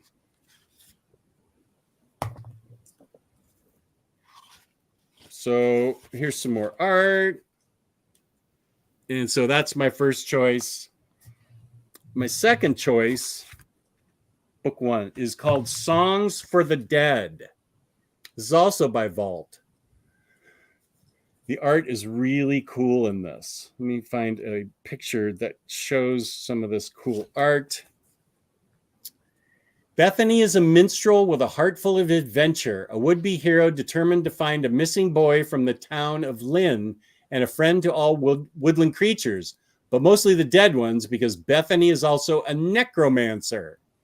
Captured by the vile Lord Roland, Bethany will make an unlikely friend who is all too good at providing more corpses to raise. That sounds fun. Yeah. And it is followed up by the second book, which is called, this is Songs for the Dead. This is Songs for the Dead, The Necromancer's Map, which is the follow-up. Bethany, the necromancer with the heart of gold, and Elisar, her prone-to-be brawling companion, are off to find the Covenant, a sanctuary for Bethany's otherwise reviled magic. Unfortunately, their map makes no sense. Seeking the help of a young wizard named Jonas, who is a member of the Jonas whose knowledge may unravel the map's secrets, Bethany and Elisar discover a mysterious illness plaguing the Foggard Temple, home to the ancient order of mages. Double unfortunately, Bethany and Elisar are not on the best of terms following their recent and violent encounter at Boulder's Envy. So this has magic, swords, death, and a strong female protagonist who can talk to the dead. What's not to like? It does sound good. Okay, those are my first 2 choices. Okay. Even I read the first Harley omnibus. I'm back. Just a blip with the power. Hi, Jessica, Chris, and I always look forward to your stream. You're part of my Saturday morning lineup. Love that. Thank you. I do too. Thanks, Pity. Here's YP. How's it going? Good to see you. Okay, we're back to the dusting, so I'm way behind. Super laugh hard. Roy Harper had a cover with Rizzo's cigarette papers. Harper saying, okay. Oh, yeah, this is one of Cycle Cleveland's old questions to me and the minister. He wondered if he could Swiffer your walls. I find if you Swiffer your walls, ceiling, and ceiling fan, it must cut down on dust. I actually used this in our old house, which still had wallpaper. We had the wallpaper taken down, and then now that we're in the new house, we found out that wallpaper is now making a comeback. It didn't matter. We had to take all the wallpaper down and have it painted, according to super realtor Tracy. But But yeah, I bet Swiffering walls. I can't Swiffer this ceiling because it's an old-fashioned popcorn ceiling. But I agree with that. Josh is talking Unstoppable Bar. I doubt you'll get to this before the end of the stream, but if it's favorites, Funhouse by the Stooges, Revolver by the Beatles, Remain in Light by Talking Heads, and that Baby cover by the Beatles. That's the Yesterday and Today Baby Butcher Block cover. Oh, Mary has to run, but we'll catch up on the replay. Have a great day, everyone. That was 30 Ages minutes ago. 30 minutes ago. Unstoppable Bar. I love Social Distortion, and I hope Mommy's Little Monster, which is my favorite punk album ever. I don't see how it's possible I sold that, because I would have pulled. I just haven't found it here. I have a feeling it's over there where I haven't gone through my vinyl. I am going to be crushed if I actually sold that vinyl accidentally. Mommy's Little Monster is my all-time favorite punk album. Oh, Kane's got to head out half an hour ago. I subbed to the channel. Yeah, so I can check this out later. Have an awesome day. Thank you. Kane, that's wonderful. If you come back, Kane, I have a channel called The Comic Slayer. I'm close to 400 subs. Who wants to help me get there? Just saying. I'm really close. Yeah. I got the Gerard Way Doom Patrol in single issues and found it enjoyable. It definitely was kind of more a tribute to Morrison's run than its own thing. That's what I thought too. Social D was the first band I saw at Red Rocks in Colorado. Love that band. Nice. Fun fact, Gerard Way actually started in comics before he did music. So he isn't just one of those celebs that got into comics later. It is true. It's very true. He went to art school and interned at DC. I didn't know this. Interned at DC as he pursued a comics career pre My Chemical Romance. I knew this. Of course you did. I've only read his comics. I have not heard a single My Chemical Romance song in my life. You had to have. Really? Okay, Jess, I'm going to send you some My Chemical Romance. Just send me one.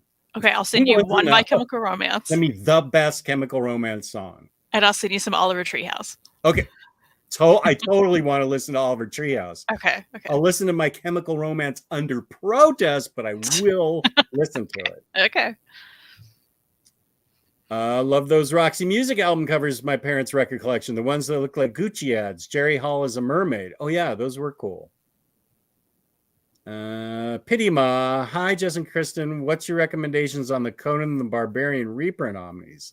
Did you have a favorite? Would I need to start with volume 1? Answer the man's question, Kristen. Well, it sounds like you probably should start with volume 1. I don't know. I've never read any Conan. I personally loved volume 1. It was the Roy Thomas written stuff with Barry Windsor Smith art for the first 25 issues, I think. So that's probably the first Omni. I sold them, I think, to Johnny in Finland because they were part of my first decluttering or rather curating. But I think that I could buy number 1 again, and that's probably where you should start, Pity. Buy volume 1 with the really cool art and the good writing, and see if you like it. And if not, stop there.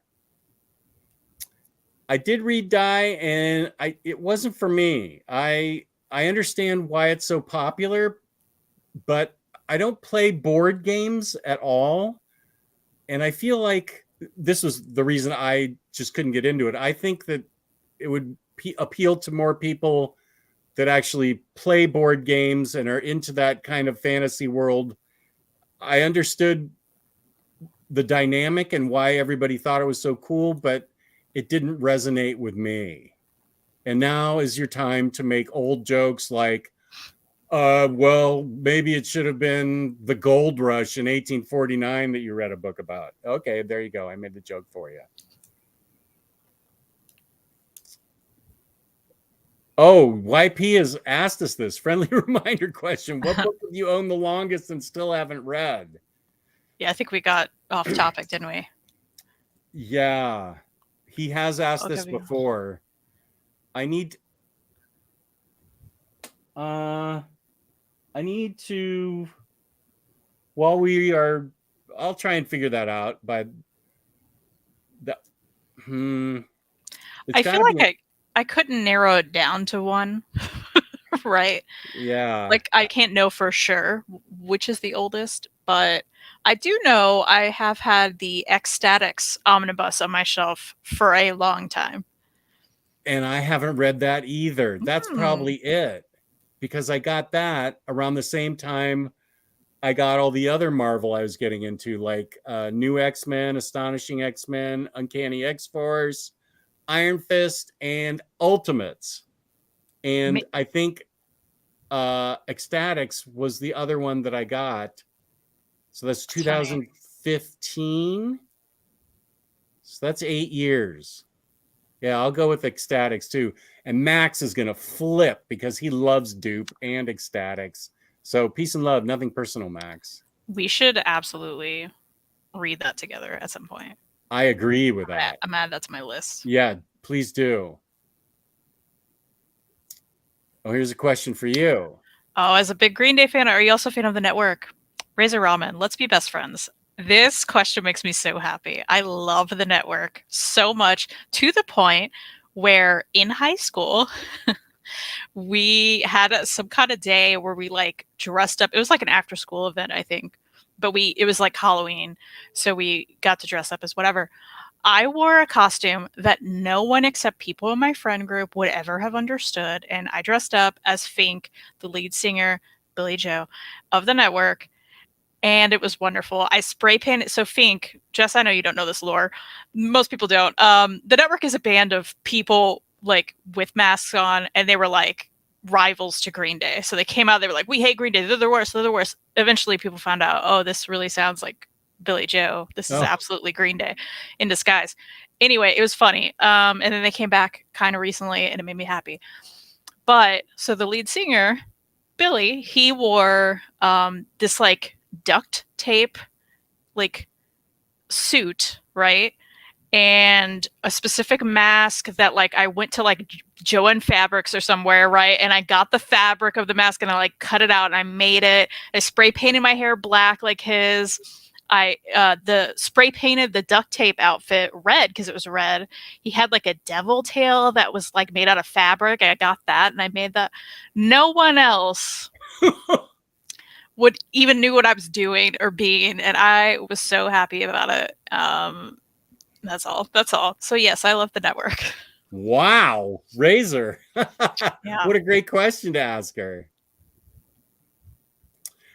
Yeah, no, I don't know anything about the network. Harley Ivy became canon in 2017 in Harry's Rebirth one. Overall, including Elseworld stories, they were first a couple in DC Bombshells. Okay, 2015, but they were always heavily implied. Douche-Q, I think we covered that it's push, douche-Q. Dushku, yeah. Douche-Q. You know, I met Eliza once too. Did you? Was she nice? I did. Oh, she was lovely. Where What? was this? This was at a con. And But she doesn't do a ton of cons, so I was like so excited when she did a con. I'd wanted to meet her like all my life, right? Like it felt like all my life. I would play this. Speaking of high school, another thing I did in high school, I would play this game with my friends.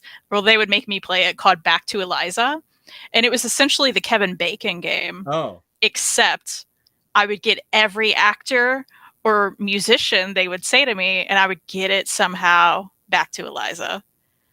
So like if they would be like Kevin Bacon, for instance, I would say something and I would get it there, or like you know, she was in True Lies, so that made it easy for a lot of people, right? oh. And she were in these other movies. So any actor, I would be like, okay, he was in this and that and this and that, and then this with Eliza, right? So six, what was it called? 6 lines of separation or something from Kevin Bacon? Everybody's like, I think it's 6 or 7 degrees from Kevin Bacon. Degrees, yeah. 6 degrees of Kevin Bacon. Yeah. Yeah. Anyway, but she was lovely, thankfully. Yeah. That's good. And who was the guy that it was I remember. It was David Boreanaz or whatever that was David Boreanaz. Boreanaz, yeah. It was not nice to me as a teenager, yeah. As a teenager, yeah. Sadly. Wait, I missed something here. Oh, it probably is not a good idea to keep going back. Here,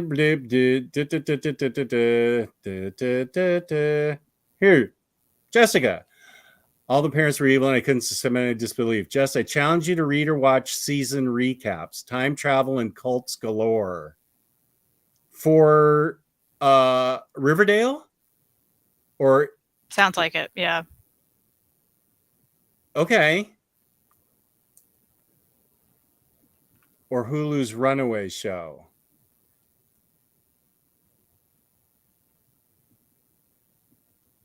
Mind Management Bootleg and Hulk Grand Design are both amazing. Yes. Good. Okay, now we're up. Cycle agrees. Okay. That was a long time ago. Okay, yeah, I get it. I'm way behind. Okay, there's jazz talk going on now. Jazz. Charles Christopher is amazing. Love those books. Everyone read it. Josh knows what's up. Have to jet off to finally catch Women Talking before it disappears from theaters. Hope everyone has a great weekend. That was half an hour ago, but thank you, Next Imaginaut. Peace and love. Oh, OmniDog. Will DC ever put out Volume 10 of Batman, the Golden Age Omnibus? That's a good question. We've only got one dinky Silver Age book, and at the rate they're going, I mean, I've said this, I am going to be dead before they get to the 1968 to 74 period that I really want. So I bet they will. I bet they will put out Volume 10, but it won't be until they're on Silver Age Volume 4. That's my prediction. Okay.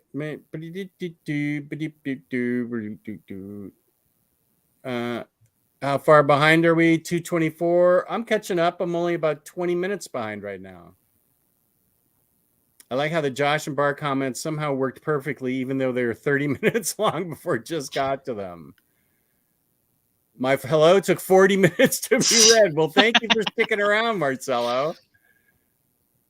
Still shocked that Jess almost threw the Transformers 86 movie soundtrack vinyl in the garbage. Yeah, Omar rescued it from the garbage. And I said, you can have it. I don't even think he has a vinyl. I don't think he has a turntable, but he likes having it. Here's Lethal Lucha. Hey, guys, I caught you. Hey. This is for you. I plan on reading Marshmallow Jordan today. I hope you love it, and I just happen to have it right by me. Whoa! There you go, Bar. There you go, Bar. That's a pull. Yeah, this was wonderful. Mary and I both recently read this. She read it, and then I was like, that's on my shelf. And then I read it, and it's lovely. It's about this elephant and this girl, and it's just a lovely story of friendship and life. And yeah, it's great. And the art's beautiful. And of course, it's for a second. So I hope you love it. Here's somebody for you that just subbed to you, Kristen. Thank you. Thank you so much, Homer's Tauntaun. Hot take. You aren't missing anything with My Chemical Romance, Jess. Jess would dig The Black Parade. Is that a My Chemical Romance song or is that a band? It's an album even. Yeah, I think you would like some stuff from The Black Parade, certainly. Well, maybe that's what you should send me. Yeah. Teenagers was a really good song. I'm surprised you don't know Teenagers. That's the one where I'm like, how do you not know that? I'm going to send you that one probably. The first MCR album is a banger, Jess. Wow. All right. I'm not time to rename this. I would love to do nothing but a music show and pull your dad in too. And we would just talk throw about in Reed music. to talk about throw the punk. Reed. Yeah. Okay. That's a great idea for a Sunday show. I'm gonna write that down too. Write that down. Well, I'll get like the Kristen family and Jess. I love that. About music. I've had Reed on before to talk about punk when I had Steve from Third Eye on. I feel like that was super fun.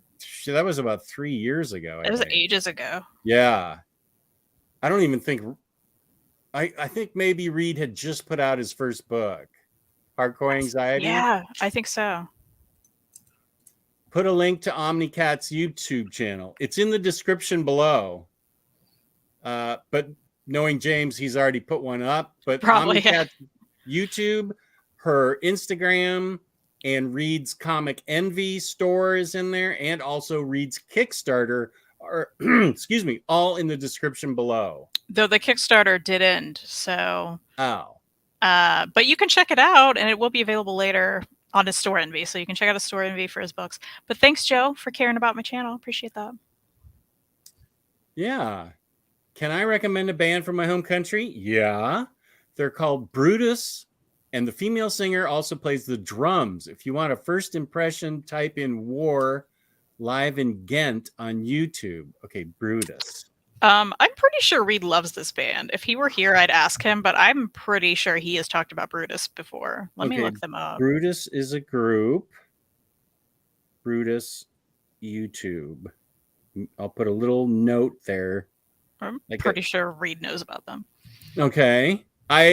Anybody that can play the drums and sing, I think is awesome. So I'd like to see that. Ecstatics is young blood done right. And here's the link to Comic Slayer. Thank you, as always, James. Dupe. Yeah. Ecstatics. Oh, Cody. Hey, Ecstatics was my very first Omni, and I made my own dupe translator and loved it. Hi, all, by the way. Hi, Cody. Loved Eliza Dushku as Faith in Buffy season 3, my favorite season. Yeah, she's so good in that. How many seasons is she in Buffy? Let's see. Yeah, she's in 3. She kind of pops up. She pops up in 7.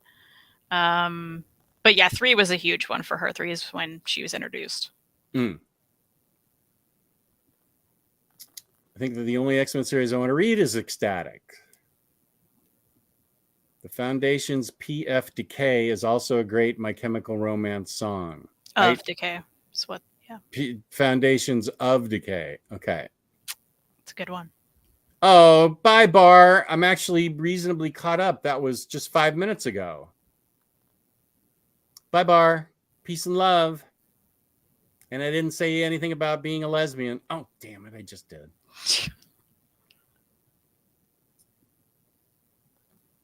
I'm not that far.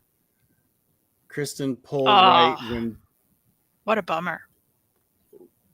Oh, you pulled right when pulled she that left. book, yeah.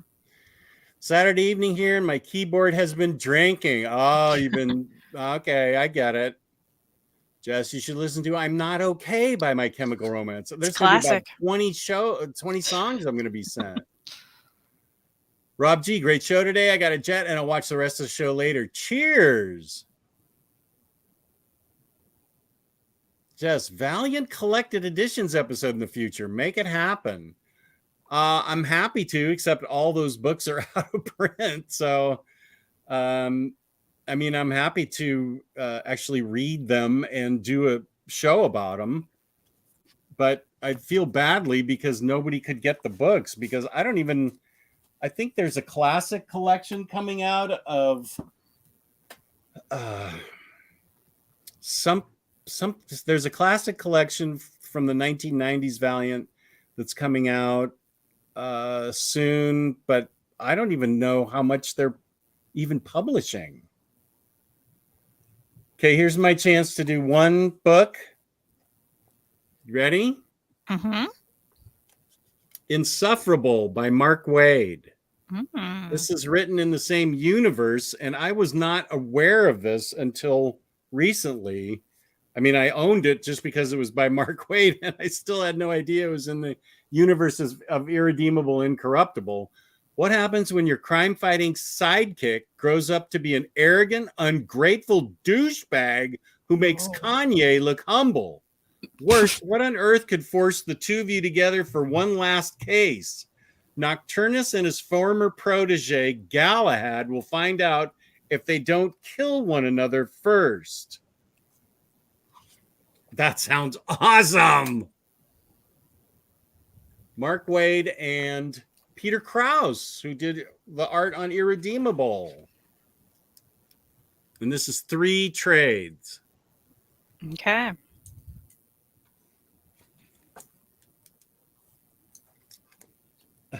This looks awesome. Ooh, look at this cover with a skull sunset. Do you want to do one? Yeah. Okay. All right, I have Donald Duck and Uncle Scrooge, World of the Dragon Lords. Ooh, Donald Duck and Uncle. So it's obviously the duck verse in some kind of fantasy land. In the back it says "Here be dragons." Ooh, yeah. So Donald, Scrooge McDuck, and Huey, Dewey, and Louie, again, can't talk today, are locked in a Duckburg family feud when an interdimensional doorway appears and takes them to Morgue World, a scary medieval realm where ogres rule, humans are servants, and dragons are steeds. So apparently, this is one of Europe's most celebrated comic artists. Brings his outrageous energy and wild techno style to a full-length Disney fantasy tale. And it does look super fun.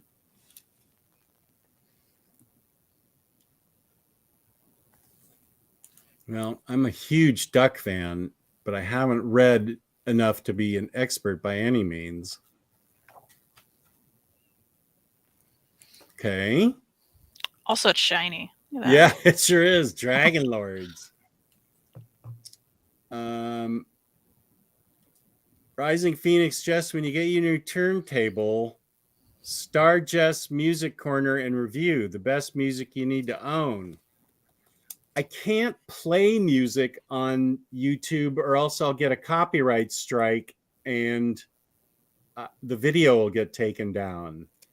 The only thing I think I can do, I've been saying that I'm going to do this for a while, but now I actually have the time. Once I clean up my Spotify playlist and get all of Patty's music that she plays for her people at the retirement home, and I separate that into her own playlist, I can post my playlist and make it public, and I can make a show about what those songs are like, but I can't actually play music. But I would like to I would like to let everybody listen to the stuff that I listen to if they're interested. Kristen, does Reed like grindcore? Okay, so I actually saw this question texted Reed because I know he likes a lot of core things. I know he loves hardcore. This is what he said. He responded, yes, to an extent. I like power violence, which is grindcore adjacent. Like ACX, DC, Napalm Death, and Weekend Nachos, which are definitely more power violence than grindcore. There's your answer. Hope you enjoy that. Wow. Rosie, I'm not okay as even. Are we still in My Chemical Romance? Yes, and I agree, Rosie. Did anyone get a chance to read Scott Snyder and Greg Capullo's We Have Demons? I have it. Now I know where it is. That was, I just put my hands on it. I know where it's filed. I did get it, so I will be reading it. I intend to read that on Hoopla. Okay. Josh is leaving because Bar left. Okay, I get it, Josh. I see how it is. And I'm caught up. When it comes to the Duckverse, you have Darkwing Duck, and in Europe we have Fentanyl. Donald Duck as a mass vigilante. Hilarious. That sounds wonderful, actually. Well, I am caught up. It only took me 55 minutes to get caught up. So I will go with my next book that I would like to read. I haven't even unsealed it yet. It is Alex Ross's Fantastic Four, Full Circle. It's a rainy night in Manhattan, and not a creature is stirring except for Ben Grimm. When an intruder suddenly appears inside the Baxter Building, the Fantastic Four and the Thing find themselves surrounded by a swarm of invading parasites. These carrion creatures composed of negative energy come to Earth using a human host as a delivery system, but for what purpose? And who is behind this untimely invasion? They have to journey into the negative zone, not risking just their own lives, but the fate of the cosmos. This, I haven't even opened it yet, but nice. It sounds awesome, and it's Alex Ross writing and drawing. So Okay. that is something that I would like to read. Flood the chat. No way you're caught up. This is not possible.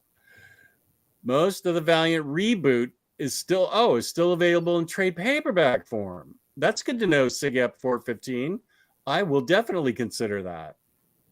I'm in a power violence band. Ask him if he's heard the Weekend Nachos Weezer album. 1,000%. He's heard it. He loves it. He owns it on vinyl. I know about that one because he's talked about it a lot. Lethal Lucha, you should be best friends with Reed, clearly. You're still going? What are your favorite franchises? I think mine are Indiana Jones, Mission Impossible, and Dragon Ball Z. I feel like everyone knows mine, but I will say, of course, Buffy is one of mine. The Buffyverse. The Buffyverse. Which, I'm including, I love Firefly. I love Angel. I love Firefly. I would say mine are probably Star Trek and Star Wars. I do enjoy Star Wars as well. We're all looking around like, Yeah, I know. I'm looking at my comics. I feel like those. Yeah, those are franchises that I like. Yeah. It's a great read. Capullo, of course, kills it on art. Mr. Tex, I love their work, and I have signed copies. Can't wait to dive in. Oh, Cycle Cleveland, are you still in the chat? What's that mean? What does that mean, Cycle Cleveland? Just with the covered slipcover version. I think this is hard power violence core, whatever. Yeah. Oh, just with the coveted slipcover edition. Reed does like the used. I don't know if he likes At the Drive-In. Oh my gosh, I love At the Drive-In. But I like At the Drive-In. I also really like the used. So we are used fans here. I don't know that I've heard the used, but I definitely love At the Drive-In. What's great about the Hulk Grand X design is that it has a recolored version of This Man, This Monster, which is the story Full Circle, is a sequel to, sort of. Oh, so I should read Hulk Grand Design before I read Full Circle? That's good information. Thank you. Okay, now I'm behind again, so I was just caught up for a bit. Wait, is Cycle still here? No, must have lost Cycle. OmniDog and OmniCat, what are your top 5 comic villains? Does Mr. Burns count from Simpsons, or does it have to? He's a great villain. Top 5 villains. Does the Ice King from Adventure Time count? Can we count that terrible villain? No, who I love. Yeah, let's each take one of those. Those are our first picks: Mr. Burns and the Ice King. And I'm not even gonna say his name. I'm so tired of him. I mean, I love yeah. We're kind of waffling here. It's hard. We'll have to come back to that, I think. Okay. Yes, both Star Trek and Star Wars sod the so-called rivalry. Yeah, I like enjoying them both. Jess, did you ever get into Babylon 5? I didn't. I saw the first season, nothing to do with Babylon 5. I saw the first season of Battlestar Galactica and loved it and just haven't got back to it. But I never saw Babylon 5. Uh-oh. Did you enjoy Eliza Dushku in True Crossing and Dollhouse? So True Calling I Oh, loved so much. I love True Calling so much. I still to this day sometimes will revisit True Calling. True Calling is great because that is before Zach Galifianakis became a huge household name. Before he was in The Hangover, he was actually the Eliza's boss in True Calling. True Calling was essentially her character True worked at a morgue, as you do, and sometimes she'd pull a body out and they would look at her and say, "Help me," and then she would relive the day, go back in time to see if she can save this person from dying. oh, that is cool. Yeah, it was super cool. Jason Priestley was on the last season and he was great. Like, I loved it. I mean, it's quite cheesy, and revisiting it now, it's very dated, but I loved it at the time. It was one of those shows that I think if it came out now, it would have lasted much longer because it ended way before its time. But I love True Calling. I was a big True Calling fan, as well as Dollhouse. Also, canceled before its time. Makes me so sad. Dollhouse is so good. She's so good at that. Tom O'Pennicott is in it. He's awesome too. Like, Dollhouse is great. You should watch Dollhouse, Jess. You would like Dollhouse. It's only 2 seasons. I think that's why I initially heard of Eliza Dushku.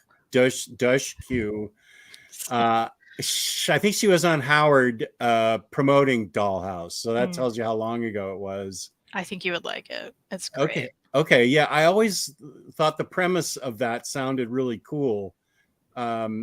So yeah, I'd like to see both of those on Boss. Yeah, good times. 2 of my favorites. Okay, good. Babylon 5 Justified. I need to see that in Battlestar Galactica. Yeah, I know. I've heard lots of good things about Justified.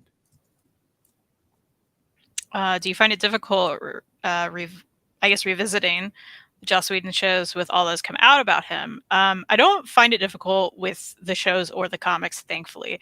And I say that because, especially with the shows, there were so many other people involved in this, right? Yes, he created these things, and yes, I'm happy they exist. But, it comes out of the actors. There were so many good writers, producers, and Buffy's to the point where, like, I can name producers. I can name different writers that were not him for different episodes. Like, I had my favorite writers in Buffy. Jan Espenson was amazing. Marty Noxon was amazing. Like, I have those things already, and I didn't just was like, oh, only the Just episodes are good, because that's not true. So yeah, I think it's easier with something like that versus maybe a comic where a writer and artist only, like, one person made that thing in that book, and I think that would be harder for me to enjoy. Yeah.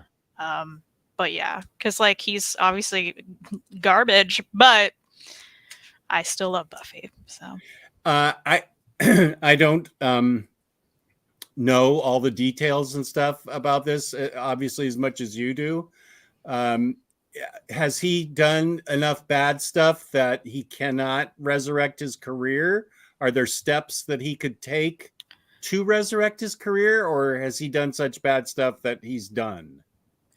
I think he's done stuff after some of this came out. So he continued to do stuff after this came out. I believe so. I'm not entirely sure on that, but it's like stuff's popping up here and there with various actresses on set that he's dealt with, as well as some actors as well.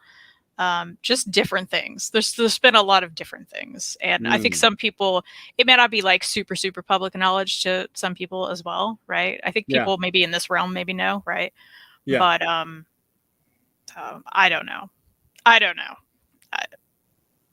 Yeah. Okay. Well, I don't know things. I mean, I just found out about cat Twitter just a few weeks ago, so I'm not really that dialed in. So I just wondered about that.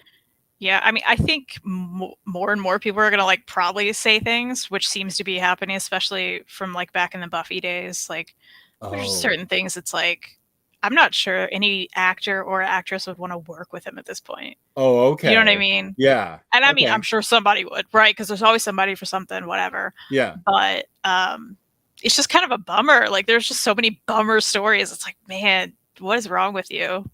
Like, firing a woman because she got pregnant. Like, things, like, just a lot of stuff, right? Just not cool behavior. Yeah. Okay. Chris says Mass Effect, Buffy, John Allison's comic universe are some of his favorite franchises. Love that. Yeah, John Allison's comic universe.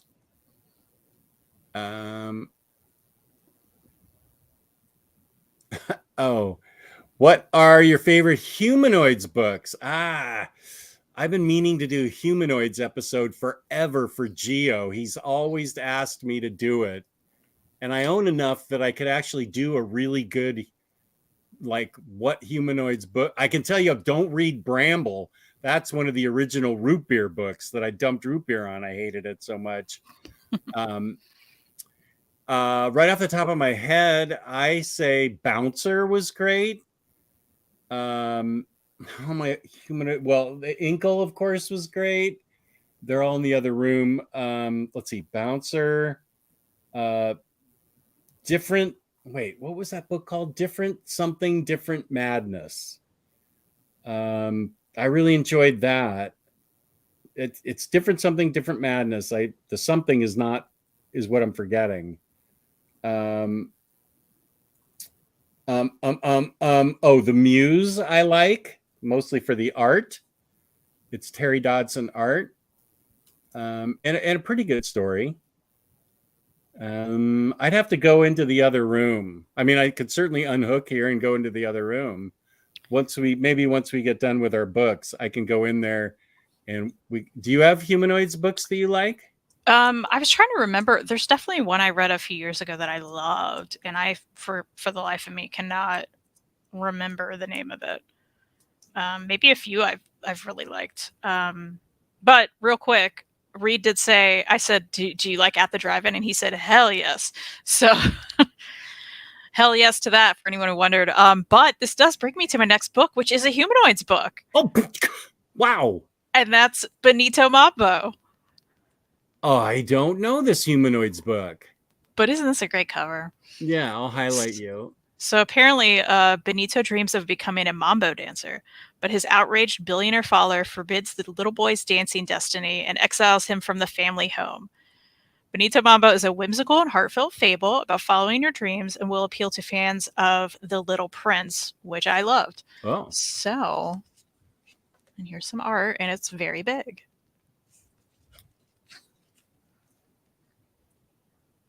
So yeah, that's a humanoids book on my list. Okay, wait. Benito Mambo. Let me write that down. Mm-hmm. Benito Mambo. Why don't you do one more? Okay.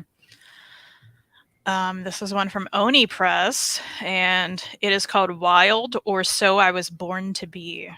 This is also a kind of a hefty, bigger book. It's a trade, but Reed got me this for what did he give me this for? I forget. Some kind of gift that he got me. Must have been a meaningful occasion. Yeah, totally. I don't know anything about it, so let's see on the back. At Westhoff High, paint is part of the curriculum, but so is math, science, and chemistry. However, Wild Rodriguez, that's the main character, and her pint-sized companions have always had one goal and one goal only as they enter freshman year: to join the Rocket Rollers and test their... Okay, hold on. There's too many words on the back of this. Basically, it's roller derby. It's roller derby. That's what you need to know. And the art looks really cool. Okay, wait. Oh, yeah. Wow. And what's this book called again? It is Wild or So I Was Born to Be. Oh, I dig that art. Yeah, it looks really cool. I'm sure he was like, that looks like a Kristen book. Let's get that. Seems fair. Wild or So I Was Born to Be. Okay. I like the looks of that.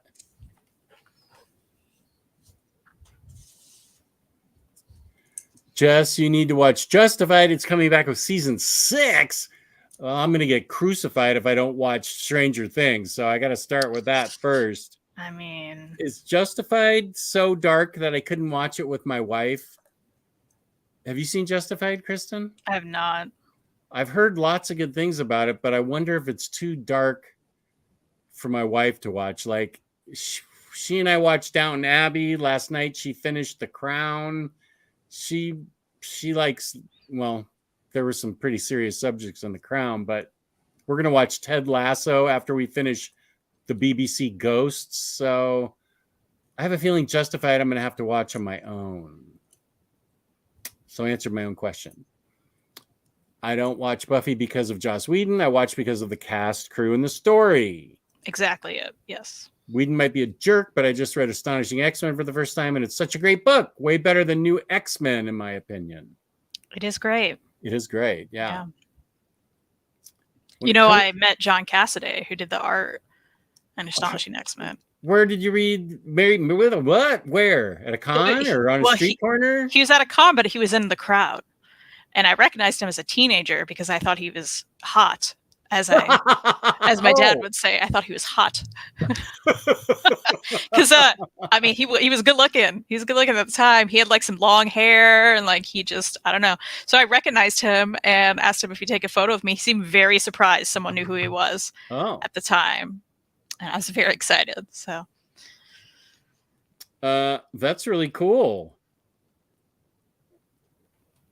I've met Mark Waid a bunch of times. Well, you know what? He was my weight of honor. So. I know you were gonna one up me on that. Jess, are there any classic artists for Spider-Man that you feel could have worked for Batman and vice versa? Like having Neil Adams on Spidey instead of Gil Kane and Ross Andrew in the 70s. Well, I think that Neil Adams could have done a great Spider-Man. Let me think of some other classic artists. I think Carmine Infantino would have been a good Spider-Man artist. Let's see. Jim Aparo. He was good for action. He was on Batman and the Brave and the Bold and stuff. So he would have been good, I think. Yeah, that's actually a good question. Although I do love Gil Kane and Ross Andrew in the 70s. I'm more familiar with their DC work, but I also know them for their Marvel work. For humanoids, the easy answer is anything by Möbius, Jodorowsky, and or Jimenez. Here it is. Different Ugliness, Different Madness. I really like that book. I read that a couple times. Louisa is a humanoids book. Boom. We like that a lot. Yeah, I loved Louisa. That crossed my mind and I was like, I can't remember if that's a humanoids book or not. So thank you, Remco. I'd forgotten that too. I have Muse. I like that one. I would love you to do a video on humanoid stuff. I think most people just think of the Inkle or Meta Barons. There's a lot more there. I have tons of time now. So much time on my hands. And I'm sure I'll just sit in the corner and think dark thoughts because that's all I ever do. Oh, that got real for a second. Sorry. Yikes. Yeah, I'd be happy to. Now, there's more humanoid stuff that I need to read before I actually do the video, but I'd be happy to do that, Crashline. Luisa's also from humanoids. Also, do you think classic artists like Kirby and Ditko would have been as iconic if they had worked for DC instead of vice versa for Carmine Infantino and Kurt Swan? That is a good question because I think everything worked out perfectly for Kirby and Ditko as far as their work, not their compensation, but as far as their work getting out there, they were perfect for the characters and the time period in the beginning of the Marvel days. At the same time, DC was putting out from 1963 to like 1968, DC was putting out junkety junk that was absolute junk. Carmine Infantino made the Flash readable, and Kurt Swan helped make Superman interesting. Same with Murphy Anderson on stuff like the Spectre and some other things. But for the most part, I feel my opinion is that I think Kirby and Ditko would have been wasted at DC because the storylines were such bullshit. There weren't real storylines where they were written for. This was an actual DC editor's comments that were on the record for that time period back in the early 60s. These things are for 8-year-olds to read on the toilet. That was DC's attitude, and I think Ditko and Kirby would have been wasted at DC.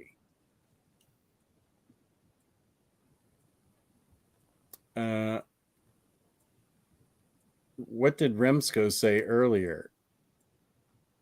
Oh, you win. I don't know. Okay. What? She lived it, I bet. Lived it. Yeah, of course. Oh. Whoa, that cover looks awesome. I want to know if that Oni press comic is any good. Can we see some interiors? Well, I did that before you even asked. Oh, okay. So that was Wild as I Wanna Be or whatever. What is? Yeah. Yeah. Whoa, that looks rad. Okay.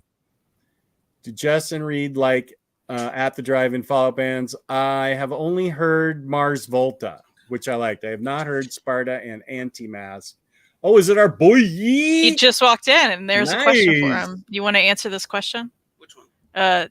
Do Justin read like At the Drive-In Follow-Up Bands, the Mars Volta? Yeah. Sparta? Mm-hmm. And that one? I know. Jess, you like At the Drive-In, right? Yeah, I love him. Yes. Okay, I thought so. I mean, yeah, I like At the Drive-In more than Mars Volta, Same. but because it gets a little bit like too proggy. Like I like the progginess of Mars Volta, but At the Drive-In is just it's too good. Yeah. 100%. Okay. Thanks for that. That's it. Thanks for your You cameo. brought me over here for that. Yeah, people are asking you questions. When I was in the chat, I answered. I finally got. Oh, well, you were in the just chat? hasn't gotten there yet. Yeah, Oh, it's fine. right here. Lethal Lethal Lucha TV. Lethal Lucha is asking me about the Weezer Nachos record. Yeah. I answered that. I said you definitely know about it because you have it. Oh yeah. Oh, I didn't. Well, I wasn't watching at that time. Okay. I didn't get to watch it until I got home. Okay. Thanks. See ya. Okay, bye. Oh, should Buffy say hi? Oh, yeah. Cat sighting? Here she is. She's Hey, mad about it. Cat. What up, Cat? She's not that man. No, she's okay. Yeah. She's a little mad now. All right. She's just going to stand right. No, I want to. No. I have to watch the video that you sent to Patty. She said there's a cattail that popped up at the end. I didn't notice it. It was Buffy. Let's see. A comic book version of The Little Prince adapted by Joanne Spar, also published in English.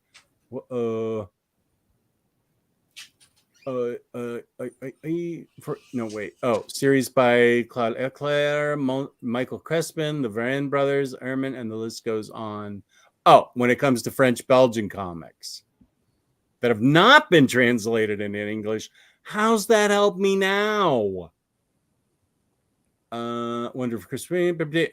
No, those are way too dark for Mrs. OmniDog. She wouldn't last 5 minutes with the Shield. Or Wire. Wire's what I'm thinking of. She wouldn't last 5 minutes with Wire. If not, then it's a solo viewing show. Okay, yeah. Sopranos I watched a little bit of. I need to watch it more. I need to watch The Wire. I need to watch The Shield. Yeah, those are all things that I'd have to watch myself, which is fine. But she likes to watch comedies and British things. Is hot a dad word? What words do the kids use these days to refer to hot people? Yeah, I don't know what the kids these days say. I'm not a kid these days, but what? Yes, you are. You're a kid compared to me. Well, certainly when I was a teenager, I would say hot. Oh, I just know my dad would be like, "You said he was hot." Like that's what he would say to me. So. Oh, yeah. Do people still say sick? Like that's really sick. I don't know what young people say. Like teenagers. I don't know what the teenagers say these days. How about we both sound so old as we talk about this. Is sick a word people still use? What about mean- rad? I used bonkers earlier, and someone was very confused by that. So, I mean, what a... The incredible bonk. Yeah, apparently. Oh, here's my buddy Brett, who got me Judge Bragg Shield. I have it right Nice. here, buddy. My buddy Brett. Have either of you seen Quantumania yet? Curious what you thought of it. Haven't seen it. Haven't seen Nope. World of Wakanda either yet. My bad. Same. Yeah. Sorry, Brett. I just haven't seen it yet. Ross Andrews, my favorite Spider-Man penciler. You're missing an N in penciler and you put a U in favorite. What happened there? Reed, check MDOP from Grand Rapids. They're doing great things. Nice Aquabats shirt, Reed. I got him though. Oh, nice. All these questions are for Reed now. Hello, Reed. Hi, Buffy. What about Willow? Hello, Buffy. Peace and love Willow's to asleep Mrs. upstairs. Yeah. Oh, yeah. Thanks. I appreciate the fact that you respect her taste. She's, I get into the darker things way, like she couldn't possibly watch any of the horror stuff that I like, and I would never ask her to. So I just know what she happens to like and not. We're really into ghosts right now. It's really funny. Okay, Reed is in the chat. Okay. My kids use fire equals hot. Yeah, I have seen something fire. Okay, so now Reed's in the chat talking about, now they say it slaps. Yeah, I've heard that. Or poggers. Poggers? Can you use that in a sentence? Poggers is new to me. Don't know about that one. Poggers. They'll say that's fire for real. Fire FR. Yeah, fire the emoji. Let me go with my next book because I promised I would read this. The Young Avengers Slim Omnibus.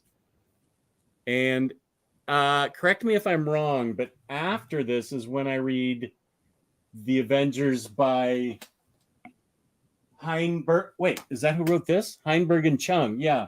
I have two hardcovers, Avengers, the Children's Crusade, and Where is that Avengers? I have two hardcovers, Avengers, the Children's Crusade, and then another Avengers book, a Young Avengers book. Why isn't it up there? What is wrong with my system? Okay, yeah, this book. You know it. You love it. I'm sure you're going to pick it for me to read, so here it is. I actually don't know it or love it. I mean, I know of it. I've never read that. I read the other Young Avengers omnibus. What one's that? Hold on. Is that the one that has Children's Crusade? No, it's a different one. I can still hear you. What? Where did I put it? Oh, yeah, okay. Okay, now that things are reorganized, I don't know where it is. Wait, another Young Avengers. Wait, this isn't the omnibus. This is the book. Okay, hold on. I picked the wrong book. Yeah. Is it this one? This one is the one you meant? That's the one I meant. Okay. That's over in my Omnis. Avengers. Yeah. Okay. Sorry. That's the hardcover that I thought I was missing, and it was in my hands. So okay, the Gillen and McKelvey one. Yes. Exactly. Okay. That's what I meant. Nice. Yeah. Thank you, Chris. Exactly. Gillen and McKelvey. That's the one I meant to pull, and instead, I made a complete fool of myself. Okay. So did we stop on Wild with you? Benito Mamba. Well, yeah, no, it was Wild. Yeah. Okay. So let me move that now that I have that over here. Fire comes from weed culture. That makes sense. Open Bar. This is an Oni Press book as well. I don't know anything about it. This was also in the Reed basically just gifted me a lot of Oni Press books, and that was fun. So Lenny and Beardo. Beardo. That's probably that guy. I I hope. guess. It'd be funny if it wasn't. Our two childhood friends with a lot of road behind them. When Beardo's deadbeat dad dies and leaves them his old bar, they make a go of it as business partners. Easy enough, right? Maybe not. Running a business in a low traffic area of town isn't all it's cracked up to be, but luckily for the boys, the 1-2 punch of viral media attention when their neighbor gets crushed by a 747 engine that falls from the sky and a sort of suspect but very potent beer recipe they stumble into catch the public's imagination at just the right time. Okay, and there's more and more and more of this, but apparently Scotty Young loved it. He says Open Bar is one of those stories that reminds me of why I love comics. Can we see some of the art? Absolutely. It reminds me of a cartoon. Like, I feel like this is like Cartoon Network style art, Yeah, which I like love. Adventure Time practically. I like it a lot.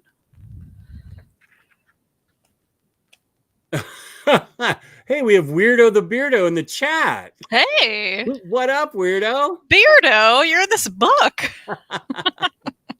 I didn't authorize this biography. Wild. That's great. Love that. I wanted to check that book out. I can't wait to hear your thoughts. Okay, what is it called again? Open Bar? Open Bar. Okay. Let's see. I have a book I actually know nothing about. Very Fine Condition recommended this to me 2 years ago. It's by Paul Dini, called Madame Mirage. It is from Top Cow. Top Cow. Wow, how old is this book? Oh, wow. Um, So we know, little fun fact about my childhood again.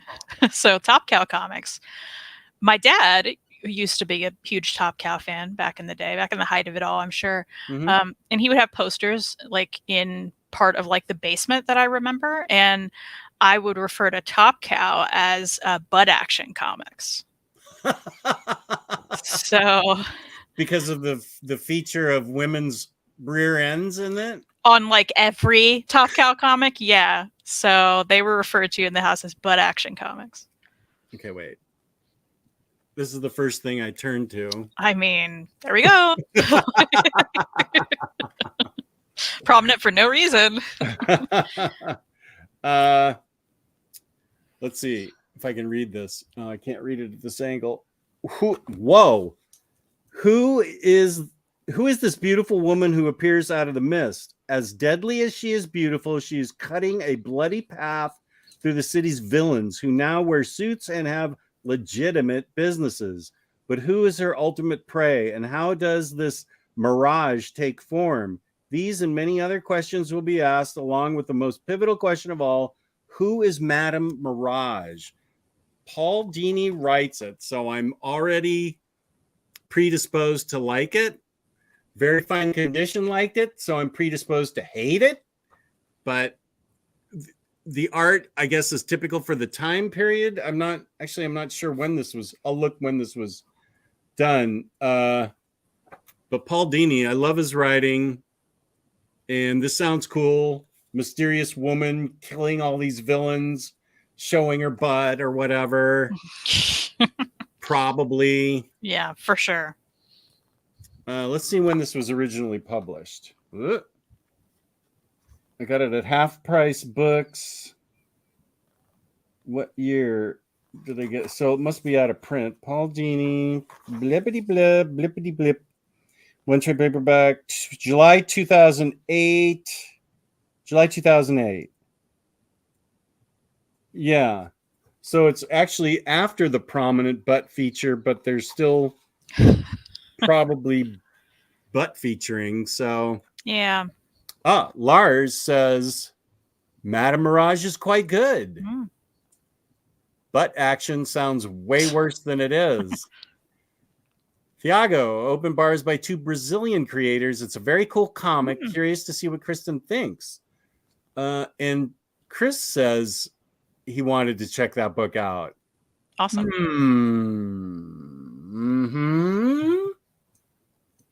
Okay. Okay. Weirdo the Beardo is conflicted, though. Love that.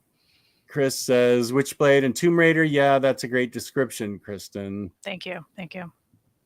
Jess, very fine good edition, likes, loves every book. Name a book he doesn't like or love.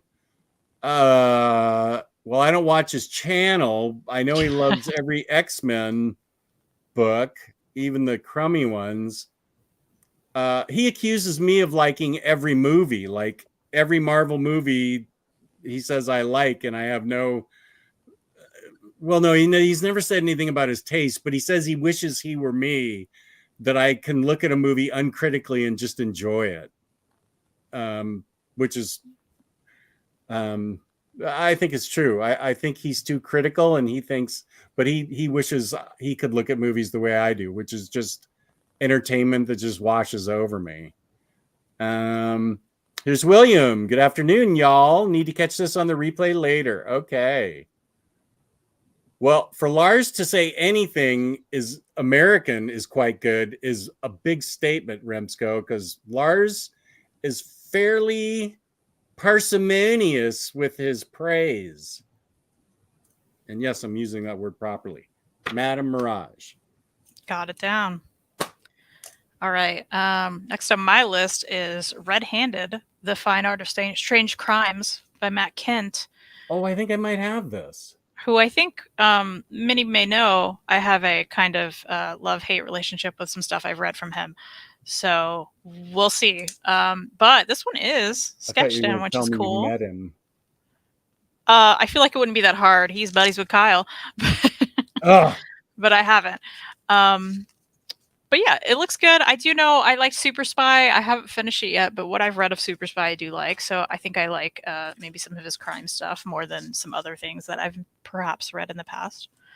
But yeah, that's on my list. That's it. Okay, I'm interested in that book. Marcelo brings up a good point. Very Fine Condition doesn't like Bendis, Fraction, Miller, and several others. Oh, Lars gives it a 6. Wow. And Taylor's excited about Matt Kent. Good. Parsimonious. Not Paris thingy. Parsimonious. Means he's stingy with his praise. This is the sequel to the first one, Barbaric. I loved... Oh! Spoiler alert. I loved the first one. This is about a barbarian that is cursed by witches to only help people after the life he's led of wine, women, and song and pillaging villages and stuff.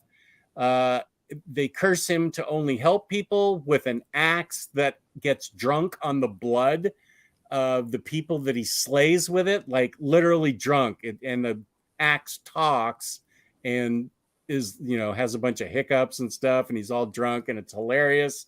And they meet up with a witch who becomes part of their little trio. I thought the first one I thought was fantastic. So this is called Axe to Grind. Follow Owen and his magical companion, the tender walking axe, as they spread kindness and hope in a world gone bad. Just kidding. Owen, Axe, and Soren are back, and so is all the mayhem and bloodshed that follows them wherever they go. This time they're out to settle an old score against Gladius, a wicked roversary who did Owen wrong way back in his barbarian days. Oh, it's the lettering. Adversary. Wacky lettering. Here, the art is really amazing. And What's this called again? Barbaric. Okay, so this is the second one. This is the second one. Axe to Grind, yeah. I couldn't read the weird lettering on back.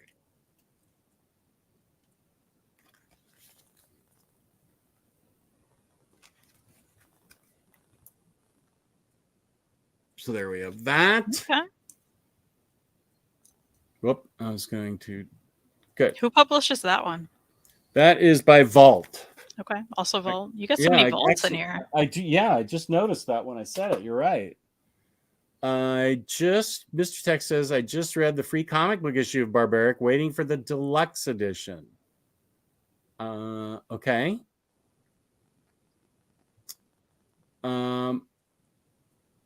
Wow, that sketch is nice. It looks better than the interiors. It sounds like he's throwing shade. Matt Kint doing Spies or Crime is where he is at his best. Cheese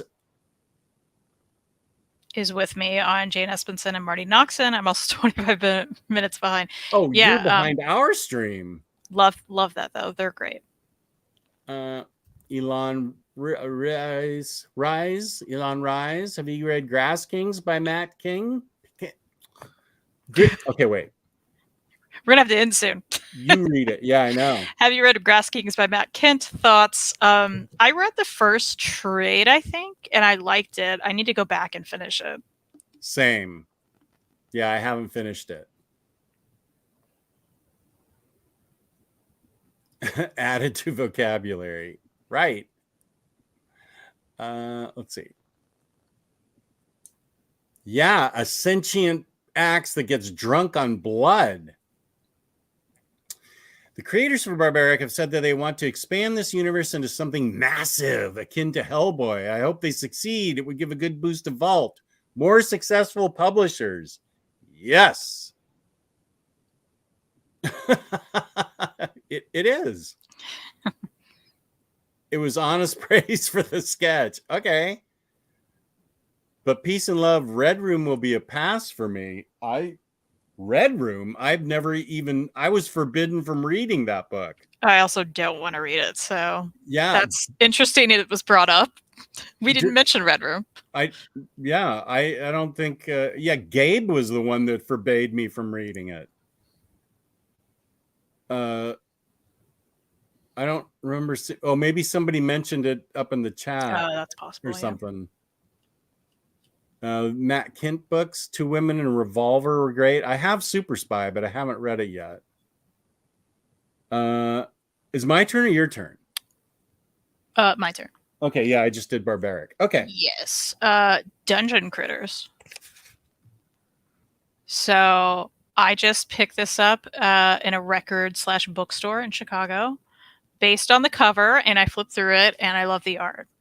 And it looks like just fun fantasy adventures with characters to love. That's what I'm assuming I'm going to have from this. I do know the author of Check Please, who I love Check Please, says on the back, I can't remember the last time a comic made me laugh out loud like this. And that's all I need to know, right? It looks like they're going on an adventure. They're dungeon critters. They're cute. I like the art. The end. That's all I got. Dungeon Critters. Okay.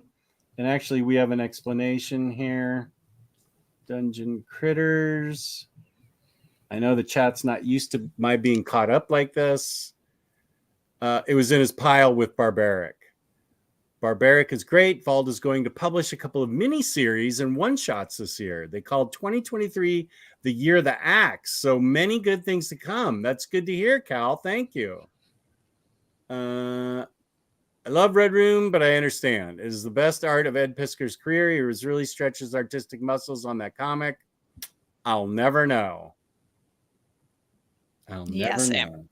Yeah. This is by my boy Tom Taylor, Dark Ages from Marvel. This is what the Watcher has been watching for. A danger older than the planet threatens everything. The age of technology is about to end, and for once, the heroes who have saved Earth. I can't read and show art at the same time. Oh, that looks nice. And for once, the heroes who have saved Earth time and again find themselves almost completely powerless in the face of it. X-Men and Avengers will assemble. Spider People and the Fantastic Four will come together. Heroes for Hire will fight alongside champions, but none of it will be enough. The lights are about to go out. The world outside our window is about to end. And after darkness comes apocalypse. Nothing can prepare you for an all-new saga of the Marvel Universe if you've never seen it before. From acclaimed talents Tom Taylor and Iban Coelho. I think I have a man crush on Tom Taylor. I love everything that he's written. I really need to read Injustice. that's something I haven't read. Also, Seven Secrets I've read online but haven't finished. But I mean, this is supposed to be amazing from everybody from anything that I've heard, from all the Twitter I don't read. This is supposed to be awesome. So Dark Ages is something I want to read. What do you mean? Oh, wow, this is still going. We're going till midnight, Bar. What are you talking about? It's funny Bar seems surprised by this because this is what we do. I feel like every time this happens. Yeah. But yeah, I think we have about 10 more minutes that we can be on. Oh, who's this blue chick wielding the the shield of Captain America? What's going on there? What's this about? She's looking like Mystique over there. Yeah, she does look like Mystique. And afterwards, well done, Mystique. Okay, that was Mystique. Yeah, I mean, good job. Did look just like her. All right. I enjoyed Dark Ages a lot, and I am not going to read Bar's last two comments. As far as I'm concerned, forget it. All right, my next book, Lucy in the Sky. This is my first second. It's the first day of 7th grade, and everything's going downhill for Lucy. At school, she has the feeling her friends are all leaving her behind. At home, her single father is in a rut, and her globe-trotting photojournalist mother is more absent than ever. Worst of all, Lucy's grandmother is undergoing chemotherapy and is no longer the warm, vibrant presence in her family has come to depend on. Wow, are we all bummed out? Yeah. But everything changes the day Lucy discovers a box in her father's Beatles records. Inspired by their music, she gets a drum set and forms an all-girl rock band with her friends. But can she keep the band together with petty rivalries, unrequited crushes, and outside pressures threatening to tear it apart? What grade is she in? 7th. Oh, I thought you said second. I'm like, wow. No, 7th. 7th okay. grade, first second. And where did you pick up this book? This was actually sent to I think it was for read in particular from Freddie. So thank you, Freddie. Oh, Freddie. But I also want to read it. So yeah. And I'd seen this at my local library and been interested, but I haven't read it yet. Chris Brogan says, I really enjoyed Lucy in the Sky. I gave it 4 stars on Goodreads. It's good to know, Chris. My next book, I'm down to 2, I think, is The Night Eaters by Marjorie Liu and Sana Takeda. She Eats the Night. Who's this by? Abrams Comic Art. I think that's who put out the Fantastic Four book. This is who's behind Monstrous, so you may not be impressed, but this... What? Is that a book plate that just fell out? Where did I get this? Fantagraphics? Yep. That's way nicer than the one I got from Fantagraphics for that hate volume. She's the Night. Okay. Well, here's praise. Okay, the first volume in a new graphic horror trilogy. Chinese American twins Millie and Billy are having a tough time. On top of the multiple failures in their personal and professional lives, they're struggling to keep their restaurant afloat. Luckily, their parents, Ippo and Keon, are in town for their annual visit. Having immigrated from Hong Kong before the twins were born, Ippo and Keon have supported their children through thick and thin and are ready to lend a hand, but they're starting to wonder, has their support made Millie and Billy incapable of standing on their own? When Ippo forces them to help her clean up the house next door, a hellish and rundown ruin that was the scene of a grisly murder, the twins are in for a nasty surprise. A night of terror, gore, and supernatural mayhem reveals that there is much more to Ippo and her children than meets the eye. Well, I freaking love Monstrous, and this is by the exact same creative team. So I don't know how I ended up with this special edition, that had the blow-in signed card and limited run of 3,000. How limited is that if it's 3,000? I hope I didn't pay too much. I think the other option was a trade. But yeah, I'm excited because this is, but that's not a good picture to show. It's very dark, like dark colors. The whole book is very darkly colored. Yeah, I'm excited to read this and the blow card that keeps, not blow card, the book plate, that keeps falling out. Yeah. Let's see, is it a sticky one? Yeah, I can stick it. I'm going to stick it. Are you going to stick it? Do you stick those? I actually don't have that many that I've done that with. So would it go on like the front page? It would go like right on the inside. The inside. Yeah, most cover? people would put it like here, but yeah, I mean you could put it anywhere since you can stick it. But most of the time, like with the Scurry books, they're on the first page, I believe. Okay, so the first page, not the hardcover part. The first page. Right. But you can do whatever you want. That is the freedom to stick your own book plate. However, you know what I would do with the book plate? Never stick it. Too scared. Too scared. Well, if it's crooked or something, I can't. No. Oh yeah. Well, maybe I should purposely put it crooked. You know what? Maybe you should. And then you'd be like, I did it on purpose. Can't mess us up. Yeah, right. Okay. Let's see. Fantagraphics forever. We've been going so long, I've lost count. We're doing 10. Is Night Eaters as good as their monster series? Well, if I read it, I'll find out. Maybe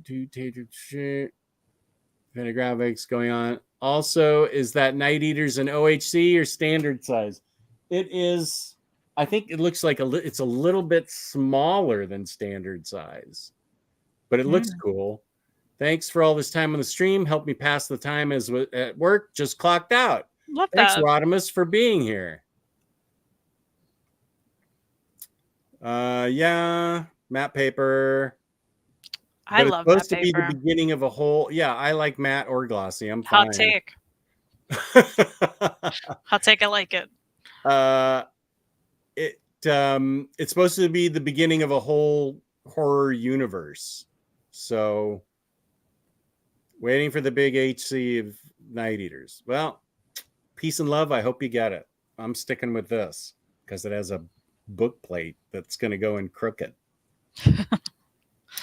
All right, my last book here is The Antler Boy and Other Stories by Jake Parker. How do we feel about this cover? Cool. I think it's neat. So the back says flying whales, giant imaginary pink bunnies, friendly robots, curious aliens, space explorers, and adventurers all find a home between the covers of this book. Done. The Antler Boy and Other Stories collects 10 short stories written and illustrated by Jake Parker. And it looks super fun. I mean, look at this big pink bunny, right? Here's some aliens they mentioned, you know, and here's, I mean, I like the various art styles throughout this, and it's all the same guy. Oh, really? Yeah, so that's pretty cool. Pretty versatile. Yeah. Man, that cover alone makes me think it's really interesting. That's what made me pick it up. Yeah, I can see that. Who puts that out?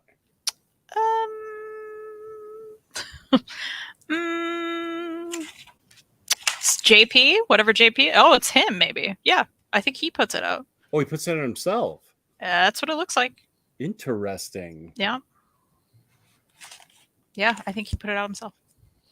My last book is From the Stack of Shame, Black Sad, They All Fall Down, Part 1. Now, I know Part 2 is coming out, I believe, this year. I love Black Sad. Let me highlight myself so I can show the art a little bit. Black Sad is the anthropomorphic detective, and this world is amazing in Black Sad. Oh, this art is so great. Now, will this be released? Once Volume 2 comes out, since I bought both 1 and 2, will it be released together? as one? Probably, but this will match all my other Black Sad books, which are these thin, really tall hardcovers. I know there's a Black Sad that collects, like a Black Sad omnibus that collects the first 3 books. I totally dig Black Sad, so this is put out by Dark Horse. I'm way into it. Of course, my only I don't mind that it's chapter 1 or book 1, part 1. I think that I would read it and then just reread it when part 2 comes out. That's typically how I do it. So Black Sad. Awesome. I have my choices done for you. So. And are you done? Have you said 10? I have. 1, 2, 3, 4, 5, 6, 7, 8, 9, 10. Okay, let's see.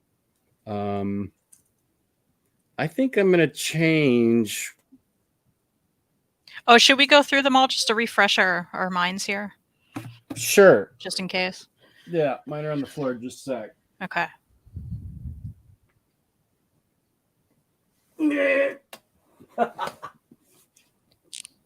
Dead air Dave here. Okay. All What right. did you have? Okay, as so choices? just showed The Antler Boy and Other Stories, Lucy in the Sky, Dungeon Critters, Red-Handed, The Fine Art of Strange Crimes, rather. I was going to say comics. That's not the same. Open Bar, Open Bar, Open Universe. Unstoppable Bar. The Abominable Charles Christopher, Donald Duck and Uncle Scrooge, World of the Dragon Lords, Wild or So I Was Born to Be, and Benito Mambo. Mambo, baby, mambo. Okay. And I did Songs for the Dead from Vault. Wasted Space, also from Vault. Insufferable by Mark Waid from IDW. Alex Ross's Fantastic Four Full Circle. Abrams Books. From Top Cow with Hot Butt Art. Madame Mirage. Paul Dini. Second Barbaric book, Axe to Grind. Dark Ages by Tom Taylor with a Marvel book. Marvel. By Marjorie Liu and Sana Takeda. The Night Eaters, a horror book. And Black Sad. They all fall down part 1. Okie dokie. All right. Should I go through mine first? Yeah, we're going to pick 5 that we're each going to read and report on in 2 weeks, Bar. 10 for person. No, it's 10 choices. And then we're picking 5 for each of us to read. She's going to recommend 5 for me and 5. I'm going to pick 5 for her. And then we read them and report back in 2 weeks. Mm-hmm. Yes. Go for it. Oh. All right. I want you to read Songs for the Dead because of 1, it sounds really interesting and wild, right? Mm-hmm. 2, I love that it's from Vault Comics, and it sounds like you have a lot of Vault Comics that you haven't read. So yeah, I think you should read that one for those reasons. Okay. My next pick, of course, was Young Avengers Omni. I mean, that I didn't even have the right book for. Yeah, I feel like that was an obvious one. Yeah. Okay. Because I loved it, and I think you'll really enjoy it as well. And it is short for an Omni, and you can be like, "Oh my gosh, I finished an Omni." That'll be which my is great for March. Yeah. There you go. There you go. Dark Ages, because you love Tom Taylor, your boy, like you said. I want you to experience Tom Taylor joy in your life, so that's why I chose that one. This is why you're my friend. You just want the best for me. That's right. That's right. I chose Night Eaters because of clearly they're a great duo. We already know that. And it looks really good. And the fact that you got a limited one, which you're like, how much did I pay for this? I feel like you need to read it before some other ones, perhaps, because you went out of your way to get that limited version. So that's why I chose that one. Just so you know, it was $25 and I got it on discount. Oh, good grief. Good. I haven't even mentioned organic price books. What's wrong with me? Code OmniDog and 5% off shipping 3 or more books together. OmniDog, ship it together. Nice. No, as a matter of fact, it's only been released in paperback, Razor. Okay, my choices for you to read. Well, hold on. I had one more. Night Eaters. Oh yeah, Night Eaters. Yeah. The last one is the Black Sad book, because good. Clearly you're stoked about it and you're bothered with yourself. You haven't read it yet. As well as it's something I still haven't read that I need to, because I know clearly the art's wonderful and Cat's got it right. So I am curious what you think of that continuation. Okay. And let's see what I chose for you. Because it looked awesome with an awesome cover and had major league praise on the back for it. And I want to read this myself. Abominable Charles Christopher. Wonderful. The next one looked really boss to me, and that's Wild as I Want to Be in My Life in the Future, whatever it was called. What was it called? I love that you've changed the name. Wild or So I Was Born to Be. It is quite long now. What is this, a Panic at the Disco song? It looked really cool, and I liked the sound of the story. Awesome. Open bar, even though I probably wouldn't read it myself because, well, I read The Alcoholic, and that was fine. I mean, I can read things about drinking just because I don't drink. But Open Bar sounded really cool, and you really had me with the engine of a 747 dropping on somebody from the sky. I was like, this book's really willing to take chances. So I liked Open Bar. Red Handed by Matt Kint, because I own it, and I want to see what you think about it. Okay. And this is the one that I switched with something at the end. Antler Boy. It looked really cool, and I like the fact that the artist has so many different styles of his own that it's just one artist but has tons of different styles, and it's a bunch of different stories, and that cover is cool as heck. Awesome. Great choices. Thanks. I hope you enjoy them. Although I am curious what you switched Antler Boy out with. Like, what did you have before that? Benito Mambo. Got it. Okay. Just curious. I think we're going to like these. I have a good feeling about it. Oh, yeah. I think so, too. And if not, then it'll just be fun. Fun content. Right. Right. Yeah, I agree. The Alcoholic is great. It's a really well-written book. I'll hold out for an HC to match Barbaric Volume 1. Well, it was said to us earlier, I think Kal-El said this is the year of the axe, according to the publishing companies. So it sounds like there's going to be a lot of Barbaric one-shots and miniseries and stuff released. So Remsco, the next show in 2 weeks at 1 p.m. Eastern Standard Time on Saturday, we will have read these and we will be reporting back. And I'm going to, since I'm in George Costanza mode, I'm going to do the opposite of what I usually do and not wait till Friday and read all of the Friday before and read all of them. I'm going to start today and read one of these. That's my plan too. We'll see how it goes. Good. Kristen has to read Wonder Woman Historia. I feel like she'll like it. I want to read that. Is it the history of Wonder Woman? I don't think so. I think Kelly Sue DeConnick wrote it, and I think it's just a different take on Wonder Woman. Cool. I've read like one Wonder Woman story, so awesome. Yeah, I really want to read that myself. I think that's a Black Label book that might be coming out oversized. I think it's 3 issues that are really big. So yeah. Okay.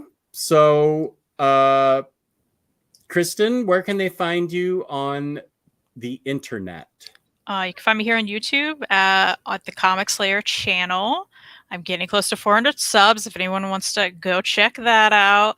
Every Thursday, I do a reading update show with my friend Mary M., who you may know from the chat. She's lovely and wonderful, and we just hang out. We talk about what we read. That's it. We just talk about, that's not it. We talk about a lot of stuff. But yeah, we talk about what we read mostly. It's super fun, and that is every Thursday at 6:30 Eastern Time.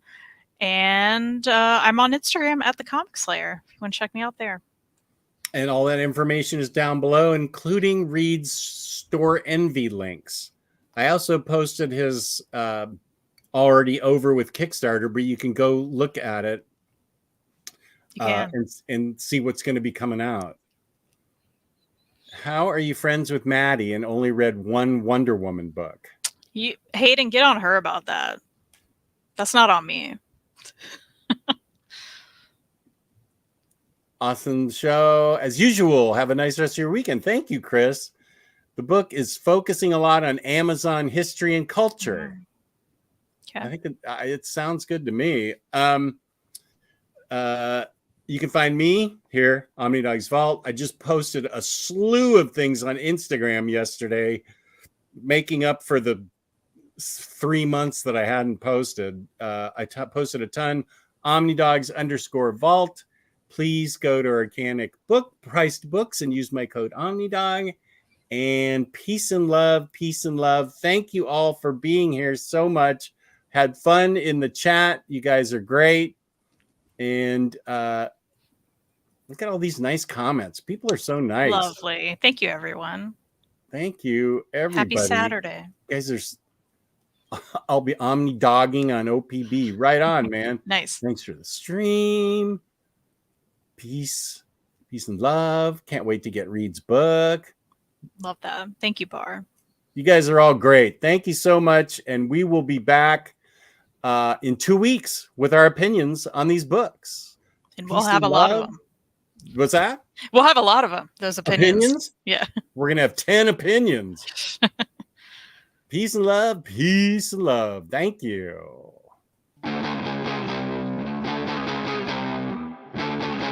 Still one more. Roll! OmniDog! Hey, OmniCat! Now here's the OmniDog and OmniCat show. It's the place to sit if you'd like to know more about the books that they've read. Kristen likes Lumberjanes and Steven just likes to grow Jimmy Olsen.